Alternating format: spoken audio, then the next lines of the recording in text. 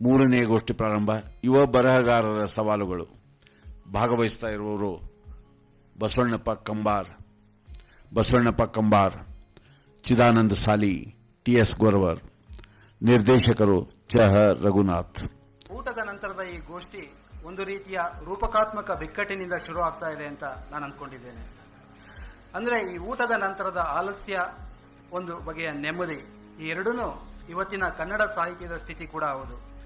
ಕಥೆ, ಕವಿತೆ, ಕಾದಂಬರಿ ಈ ಪ್ರಮುಖ ಪ್ರಕಾರಗಳಲ್ಲಿ ಅತ್ಯುತ್ತಮವಾದನ್ನ ಸಾಧಿಸಿರುವ ಕನ್ನಡ ಸಾಹಿತ್ಯದ ಇವತ್ತಿನ ಸಂದರ್ಭದಲ್ಲಿ ಒಬ್ಬ ಯುವ ಬರಹಗಾರ, ನನ್ನ ತಲೆಮಾರಿನ ಲೇಖಕ ಅಥವಾ ಲೇಖಕಿ ತಾನು ಭಿನ್ನವಾಗಿ ಬರೆಯೋದು ಹೇಗೆ, ತನ್ನ ಓದುಗರನ್ನ ಕಂಡುಕೊಳ್ಳೋದು ಹೇಗೆ, ಈ ಕನ್ನಡ ಸಾಹಿತ್ಯ ಪರಂಪರೆಯೊಂದಿಗೆ ನಮ್ಮನ್ನು ನಾವು ಸಮೀಕರಿಸಿಕೊಳ್ಳೋದು ಮತ್ತು ಅದೇ ಸಂದರ್ಭದಲ್ಲಿ ನಮ್ಮತನವನ್ನು ಸಾಬೀತುಪಡಿಸೋದು ಹೇಗೆ ಅನ್ನೋದು ನಿಜವಾದ ಸವಾಲು ಅಂತ ನಾನು ಅಂದ್ಕೊಂಡಿದ್ದೇನೆ.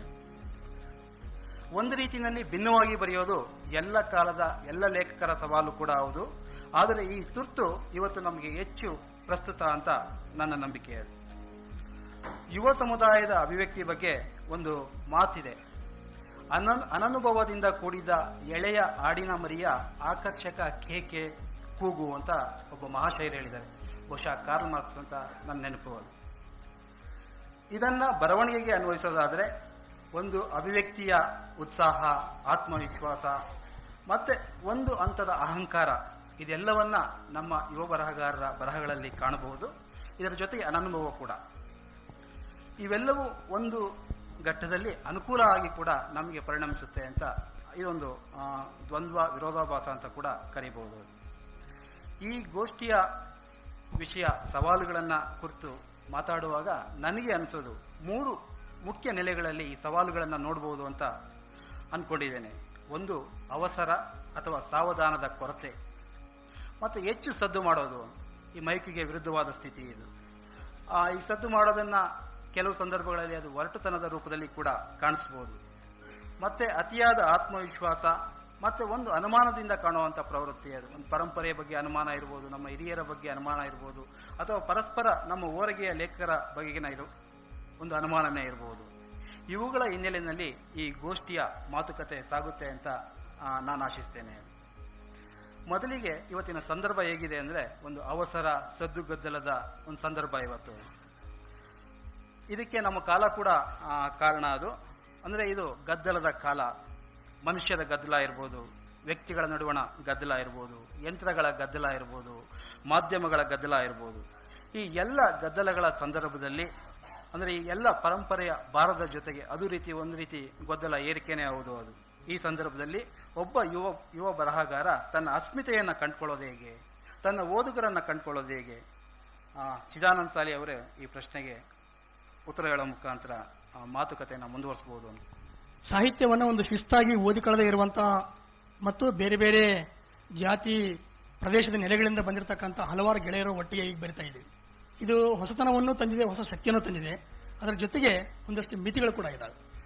ಈ ಮಿತಿಗಳು ಏನು ಅಂತ ಸಾಹಿತ್ಯದ ವಿದ್ಯಾರ್ಥಿ ಅಲ್ಲದ, ಆದರೆ ಸಾಹಿತ್ಯದ ಕೃಷಿಯಲ್ಲಿ ತೊಡಗಿಕೊಂಡಿರುವ ನಾನು ಯಾವ ರೀತಿ ಗ್ರಹಿಸ್ತೀನಿ ಅಂತಂದ್ರೆ, ಈಗ ಒಂದು ಸೈದ್ಧಾಂತಿಕ ಧ್ರುವೀಕರಣದ ಕಾಲ ನಡೆದಿದೆ. ನೀನು ಒಂದು ಬಲಪಂಥೀಯನಾಗು ಅಥವಾ ಎಡಪಂಥೀಯನಾಗು, ಎರಡೂ ಕಡೆಗೂ ಒತ್ತಡಗಳಂತೂ ಇದ್ದೇ ಇದ್ದಾವೆ. ಅದು ಮಾಧ್ಯಮಗಳ ಮುಖಾಂತರ ಇರಬಹುದು, ಹಿರಿಯರ ಬರಹಗಳ ಮುಖಾಂತರ ಇರಬಹುದು, ವಿಚಾರಗಳ ಮುಖಾಂತರ ಇರಬಹುದು.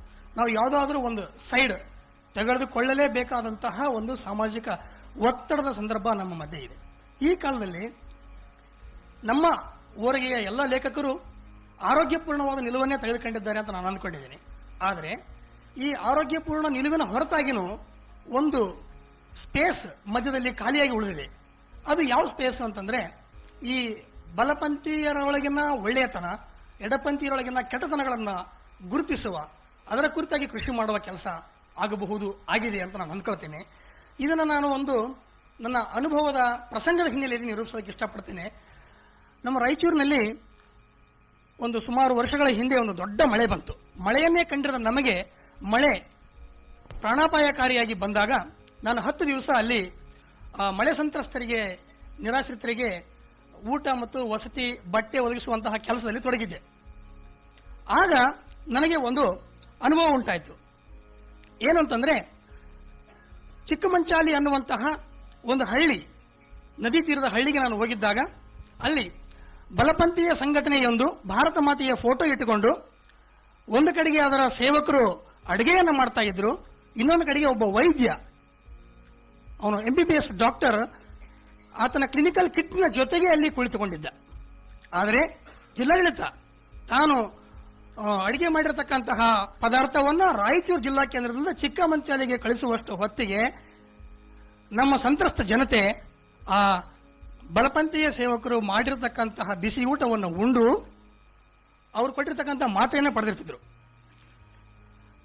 ಇದೊಂದೇ ಕಾರಣಕ್ಕಾಗಿ ನಾವು ಬಲಪಂಥೀಯರ ಬಗ್ಗೆ ಸಾಫ್ಟ್ ಕಾರನ್ನು ತಾಳಬೇಕಾದ ಅಗತ್ಯ ಇಲ್ಲ, ಆದರೆ ಇದನ್ನು ಗುರುತಿಸಬೇಕಾದ ಅಗತ್ಯ ಅಂತೂ ಇದೆ ಅಂತ ನಾನು ಅಂದ್ಕೊಳ್ತೇನೆ.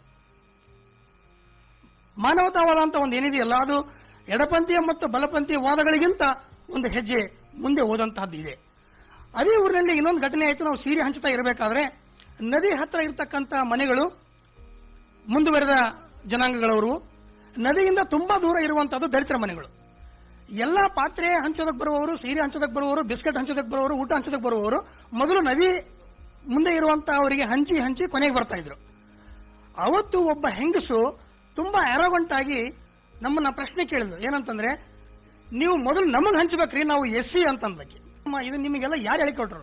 ನಮಗೆ ಸಂಘದವ್ರು ಹೇಳಿದ್ರು ಅಂತಂದ್ರು.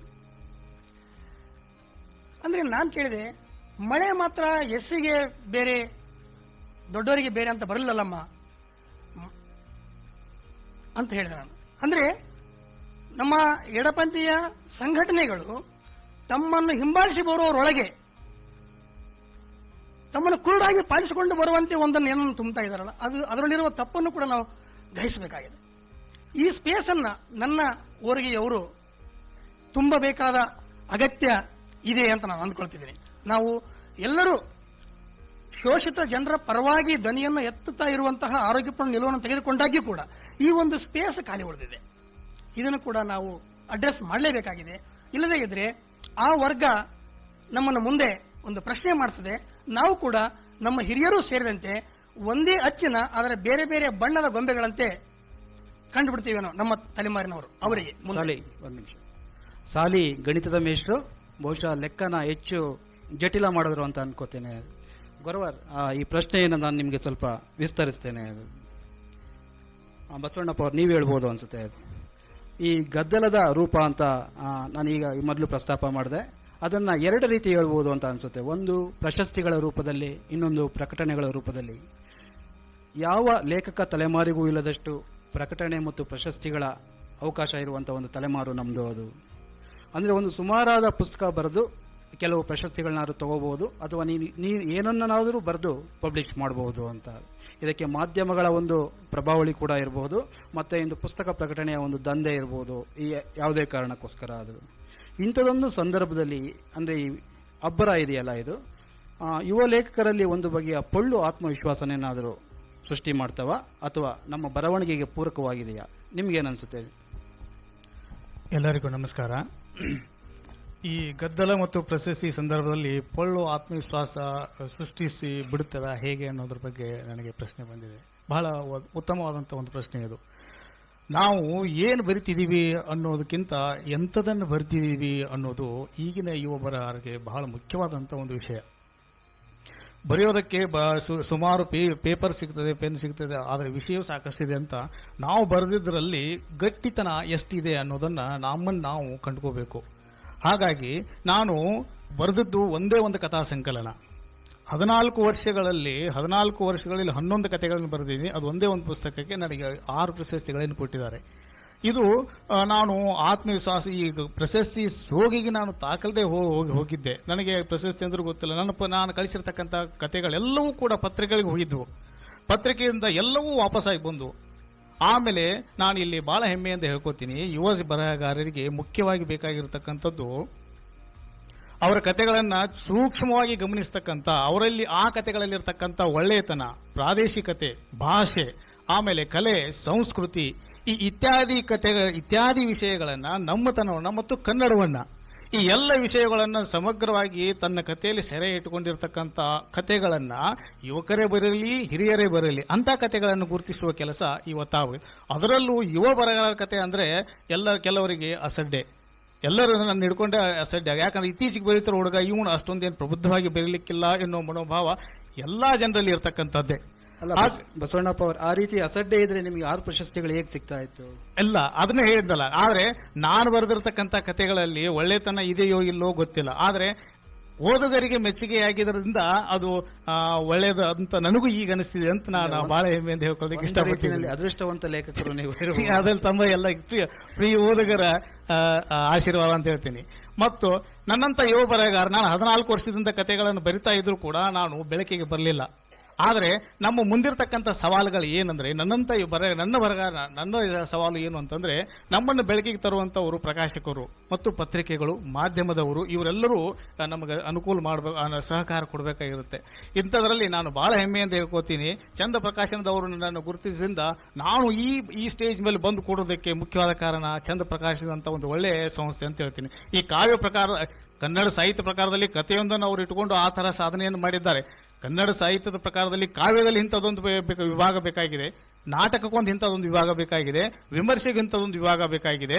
ಈ ನಮ್ಮ ಯುವ ಲೇಖಕರಿಗೆ, ಯುವ ವಿಮರ್ಶಕರಿಗೆ, ಯುವ ಕವಿಗಳಿಗೆ, ಯುವ ನಾಟಕಕಾರರಿಗೆ, ಯುವ ಪ್ರಬಂಧಕಾರರಿಗೆ ಅವರನ್ನ ಗುರುತಿಸಲು ಇಂಥ ಚಂದ ಪ್ರಕಾಶನದಂತಹ ಪುಸ್ತಕ ಏನದಾವಲ್ಲ, ಇಂಥವುಗಳು ಇದ್ರೆ ಯುವ ಬರಹಗಾರರು ತಮ್ಮ ಅಹವಾಲುಗಳನ್ನ, ತಮ್ಮ ಸವಾಲುಗಳನ್ನ ಒಬ್ಬರನ್ನೊಬ್ಬರು ಪರಸ್ಪರ ಮುಖಾಮುಖಿಯಾಗಲು ಒಂದು ಒಳ್ಳೆಯ ಅವಕಾಶ ಆಗುತ್ತೆ ಅಂತ ಹೇಳ್ತೀನಿ. ಆಮೇಲೆ ಈ ಪ್ರಶಸ್ತಿಗಳು ಪೊಳ್ಳತನ ಅಂತ ಹೇಳಿದ್ರು, ಹೌದು, ಇದು ಮಾತು ಕೂಡ ನಾನು ಒಪ್ಪುವಂತ ಮಾತೆ. ನಾವು ಅವಸರದ ಬರಹಗಳು ಅವಸರದ ಹೆರಿಗೆಗಳು ಅಂತ ಕರೀತಾರೆ. ಹಾಗಾಗಿ ನಾವು ಯಾವುದಕ್ಕೋ ನಮ್ಮ ಇಚ್ಛೆಗೆ ಅನುಸಾರವಾಗಿ ಬರಬೇಕು ಹೊರತು ಬೇರೆಯವರ ಇಚ್ಛೆ ಅನುಸಾರವಾಗಿ ಬರೆದ್ರೆ ಅದು ಪೊಳ್ಳತನದಿಂದ ಕೂಡುತ್ತೆ ಮತ್ತು ಅದು ನಮ್ಮ ಆತ್ಮವಿಶ್ವಾಸವನ್ನು ಕದಡುತ್ತದೆ ಅನ್ನೋದರಲ್ಲಿ 2 ಮಾತಿಲ್ಲ ಅನ್ನೋ ಮಾತು ನನ್ನದು. ಅಂದ್ರೆ ಒಂದು ರೀತಿಯಲ್ಲಿ ನಾವು ಬರೆದದ್ದನ್ನ ಮತ್ತೆ ಪುನರ್ ಪರಿಶೀಲನೆಗೆ ಒಡ್ಡಬೇಕು, ಒಂದು ಸಾವಧಾನ ಬೇಕು ಅನ್ನೋದು. ಹೌದೌದು. ಯಾಕಂದ್ರೆ ನಾನು ಏನು ಬರಿತಿದ್ದೀನಿ ಅನ್ನೋದು ನನಗೆ ಪೂರ್ಣ ಮನದಟ್ಟಾಗಬೇಕು. ಅಂದಾಗ ಮಾತ್ರ ನಾನೇನು ಬರ್ದಿದ್ದೀನಿ ಅನ್ನೋದನ್ನ ಓದುಗನಿಗೆ ಮನದಟ್ಟಾಗುವ ಹಾಗೆ ತಿಳಿಸೋದಕ್ಕೆ ಸಾಧ್ಯ. ಇಲ್ಲದೆ ಹೋದ್ರೆ ಅದು ಸಾಧ್ಯ ಆಗೋದೇ ಇಲ್ಲ ಅಂತ ನನ್ನ ಭಾವನೆ. ಮತ್ತೆ ಬಸವಣ್ಣಪ್ಪ ಅವರು ಭಾಷೆ ಮತ್ತು ಪ್ರಾದೇಶಿಕತೆ ಅಂತ 2 ವಿಷಯಗಳನ್ನ ಪ್ರಸ್ತಾಪ ಮಾಡಿದ್ರು. ಈ ಭಾಷೆಯ ಬಗ್ಗೆ, ಕನ್ನಡದ ನಾಳೆಗಳ ಬಗ್ಗೆ ಒಂದು ಆತಂಕ ಬೆಳಿಗ್ಗೆ ಉದ್ಘಾಟನಾ ಸಮಾರಂಭದಲ್ಲಿ ಮತ್ತೆ ಪ್ರತಿಧ್ವನಿಗೊಳ್ತು. ಬಹುಶಃ ನಮ್ಮ ತಲೆಮಾರು ಭಾಷೆಯ ಬಳಕೆಯ ಬಗ್ಗೆ ಹೆಚ್ಚು ಎಚ್ಚರದಿಂದ, ಹೆಚ್ಚು ವಿವೇಕದಿಂದ ಇರಬೇಕು ಅಂತ ನನಗೆ ಅನಿಸುತ್ತೆ. ಅದು ನಾನು ನಮ್ಮ ತಲೆಮಾರಿನ ಭಾಷೆಯನ್ನ 2 ರೀತಿಯಲ್ಲಿ ಗುರುತಿಸ್ತೇನೆ.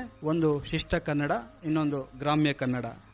ಶಿಷ್ಟ ಕನ್ನಡದ ಬಗ್ಗೆ ಈಗಾಗಲೇ ಒಂದು ದೊಡ್ಡ ಪರಂಪರೆನೇ ಇದೆ, ನಮ್ಮ ಹಿರಿಯರಿಂದ ಬಂದದ್ದು, ಮತ್ತೆ ಸಂವಹನದ ದೃಷ್ಟಿಯಿಂದ ಹೆಚ್ಚು ಅನುಕೂಲವಾದದ್ದು ಅದು. ಗ್ರಾಮ್ಯ ಕನ್ನಡದ ಬಗ್ಗೆ ನಾವು ಸ್ವಲ್ಪ ಚರ್ಚೆ ಮಾಡಬಹುದು ಅಂತ ಅನಿಸುತ್ತೆ. ಈ ಗ್ರಾಮ್ಯ ಕನ್ನಡ ಅನ್ನೋದು ಒಂದು ರೀತಿಯಲ್ಲಿ ವಿಮರ್ಶಕರಿಂದ ಕೂಡ ಒಪ್ಪಿತ ಕನ್ನಡ ಅಂತ ನಾನು ಅನ್ಕೊಂಡಿದ್ದೇನೆ. ಅದು ಅಂದ್ರೆ ಈ ಗ್ರಾಮೀಣ ಸಂವೇದನೆಗಳನ್ನ, ಒಂದು ಸಮುದಾಯದ ತಲ್ಲಣಗಳನ್ನ ಆ ಗ್ರಾಮ್ಯ ಭಾಷೆಯಲ್ಲಿ ಹೆಚ್ಚು ಪರಿಣಾಮಕಾರಿಯಾಗಿ ಬಿಂಬಿಸಬಹುದು ಅಂತ ಒಂದು ನಂಬಿಕೆ ಇದೆ ಅದು. ಆದರೆ ಈ ಭಾಷೆ ಅನೇಕ ಸಂದರ್ಭಗಳಲ್ಲಿ ನನಗೆ ಕಸರತ್ತಿನ ರೀತಿ ಕಾಣಿಸುತ್ತೆ. ಅದು ಅಂದರೆ ಇಂಥ ಕಥೆಗಳಿಗೆ ಬಹುಮಾನಗಳು ಬರೋದನ್ನು ನೋಡಿದ್ರೆ ಇದು ಸುಲಭದ ದಾರಿ ಆಗಿರ್ಬೋದಾ ನಮಗೆ? ಅಂದರೆ ಇದು ಈ ಗ್ರಾಮೀಣ ಭಾಷೆಯಲ್ಲಿ ಬರೆಯೋದನ್ನು ನಾವು ಒಂದು ಏರಿಕೆ ರೀತಿ, ಒಂದು ವ್ಯಸನದ ರೀತಿ ಏನಾದ್ರು ಹಚ್ಕೊಂಡಿದ್ದೀವಾ? ಗೌರವರ್, ಏನು ಅನಿಸುತ್ತೆ ನಿಮಗೆ ಇದ್ರ ಬಗ್ಗೆ? ಅಲ್ಲ, ಯಾಕೆಂದರೆ ನಿಮ್ಮ ಕಥೆಗಳು ಕೂಡ ಅದೇ ಥರ ಇದೆ. ನಾನು ಕೂಡ ಸುಮಾರು ಅದೇ ಥರದ ಕಥೆಗಳನ್ನ ಬರೆದಿದ್ದೇನೆ. ಈಗ ಮತ್ತೆ ನನ್ನ ಕಥೆಗಳನ್ನ ನಾನೇ ಓದಿದ್ರೆ ಇದನ್ನು ಬೇರೆ ರೀತಿ ಬರಿಬಹುದು ಅಂತ ನನಗೆ ಅನಿಸಿದೆ. ಅದು ಬಹುಶಃ ನಾವೆಲ್ಲ ಯೋಚನೆ ಮಾಡ್ಬೋದೇನೋ ಅಂತ ಅನಿಸುತ್ತೆ. ಆತ್ಮೀಯರೇ, ಈಗ ರಘುನಾಥ್ ಅವರು ಹೇಳಿದಾಗೆ ಒಂದು ಕತೆ ನಡೆಯುವಾಗ ಕಥೆಯ ಪಾತ್ರ ಏನಿರುತ್ತೆ, ಕಥೆಯ ಪಾತ್ರನೇ ತನ್ನ ಭಾಷೆ ಯಾವುದು ಮತ್ತು ತನ್ನ ತಾತ್ವಿಕತೆಯನ್ನು ಒಂದು ಕತೆ ಅಂತರ್ಗತವಾಗಿಸಿಕೊಂಡಿರುತ್ತೆ. ಮಾಮೂಲಾಗಿ ನಾನು ನನ್ನ ಹಳ್ಳಿಯ ರಾಜೂರಿನ ಪರಿಸರದಲ್ಲಿ ನಡೆಯುವ ಕತೆ ಸಹಜವಾಗಿ ರಾಜೂರಿನ ಭಾಷೆಯನ್ನೇ ಪಾತ್ರ ಮಾತಾಡುತ್ತೆ. ಅದು ಬೆಂಗಳೂರಲ್ಲಾದರೆ ಬೆಂಗಳೂರಿನ ಭಾಷೆಯನ್ನು ಮಾತಾಡುತ್ತೆ. ಆದರೆ ಪ್ರಶ್ನೆ ಏನಂದ್ರೆ, ಇವತ್ತ್ಯಾರು ನನಗೆ ಗೊತ್ತಿರುವ ಹಾಗೆ ಹಲವಾರು ನನ್ನ ವಾರಿಗೆ ಗೆಳೆಯರು ಈ ದೇವನೂರು ಮಾದೇವರು ಏನೋ ಒಂದು ಭಾಷೆಯನ್ನು ಕಟ್ಟಿಕೊಟ್ರು, ಆ ಒಂದು ಆಡು ಭಾಷೆಯನ್ನು. ಆ ಥರದ ಭಾಷೆ ಇವತ್ತೇನು ಕಂಡು ಬರ್ತಿಲ್ಲ ನಾನು ಕೇಳಿದ್ರೆ. ಮತ್ತು ನಾನು ನನ್ನ ಕತೆ ಒಳಗಡೆ ಹೋದರೆ ಒಂದು ಆಡು ಭಾಷೆ ಮತ್ತು ಶಿಷ್ಟ ಭಾಷೆ ಎರಡನ್ನೂ ಬಹಳ ಹದವಾಗಿ ಬೆರೆಸಿ ಬರೆಯುವಂಥ ಒಂದು ಕ್ರಮ ಇವತ್ತು ಚಾಲ್ತಿ ಒಳಗಿದೆ. ಅದು ಹಾಗಾಗಿ ನಾವು ಅದು ಓದುನಿಗೆ ತಲುಪುತ್ತೋ ಅಥವಾ ಇಲ್ಲೋ ಅನ್ನುವಂಥದ್ದು ಯೋಚನೆ ಅಗತ್ಯ ಇಲ್ಲ ಅಂತ ನನಗನ್ಸುತ್ತೆ. ಯಾಕಂತಂದ್ರೆ ಅಲ್ಲ, ನಾನು ಈ ಪ್ರಶ್ನೆಯನ್ನು ಇನ್ನು ಸ್ವಲ್ಪ ವಿಸ್ತರಿಸಬಹುದು ಅನಿಸುತ್ತೆ. ಈಗ ಯಶವಂತ ಚಿತ್ತಾಲರು ಅನೆಹಳ್ಳಿಯ ಕನ್ನಡವನ್ನೇ ಬಳಸಿದ್ರು ಕೂಡ ಈಗ ಜಯಂತ್ ಕಾಯ್ಕಿಣಿಯವರ ಕಥೆಗಳನ್ನ ನೋಡಿದ್ರೆ ಅವರು ಗೋಕರ್ಣ ಕನ್ನಡವನ್ನು ಬಳಸ್ತಾರೆ, ವೈದೇಹಿ ಅವರು ಕುಂದಾಪುರ ಕನ್ನಡವನ್ನು ಬಳಸ್ತಾರೆ. ಆ ರೀತಿ ನೀವು ನಿಮ್ಮ ಊರಿನ ಕನ್ನಡವನ್ನು ಬಳಸ್ತಿದ್ದೀನಿ ಅಂತ ಹೇಳ್ತಾ ಇದ್ದೀರಿ, ಸರಿ ಒಪ್ಕೊಳ್ಳೋಣ.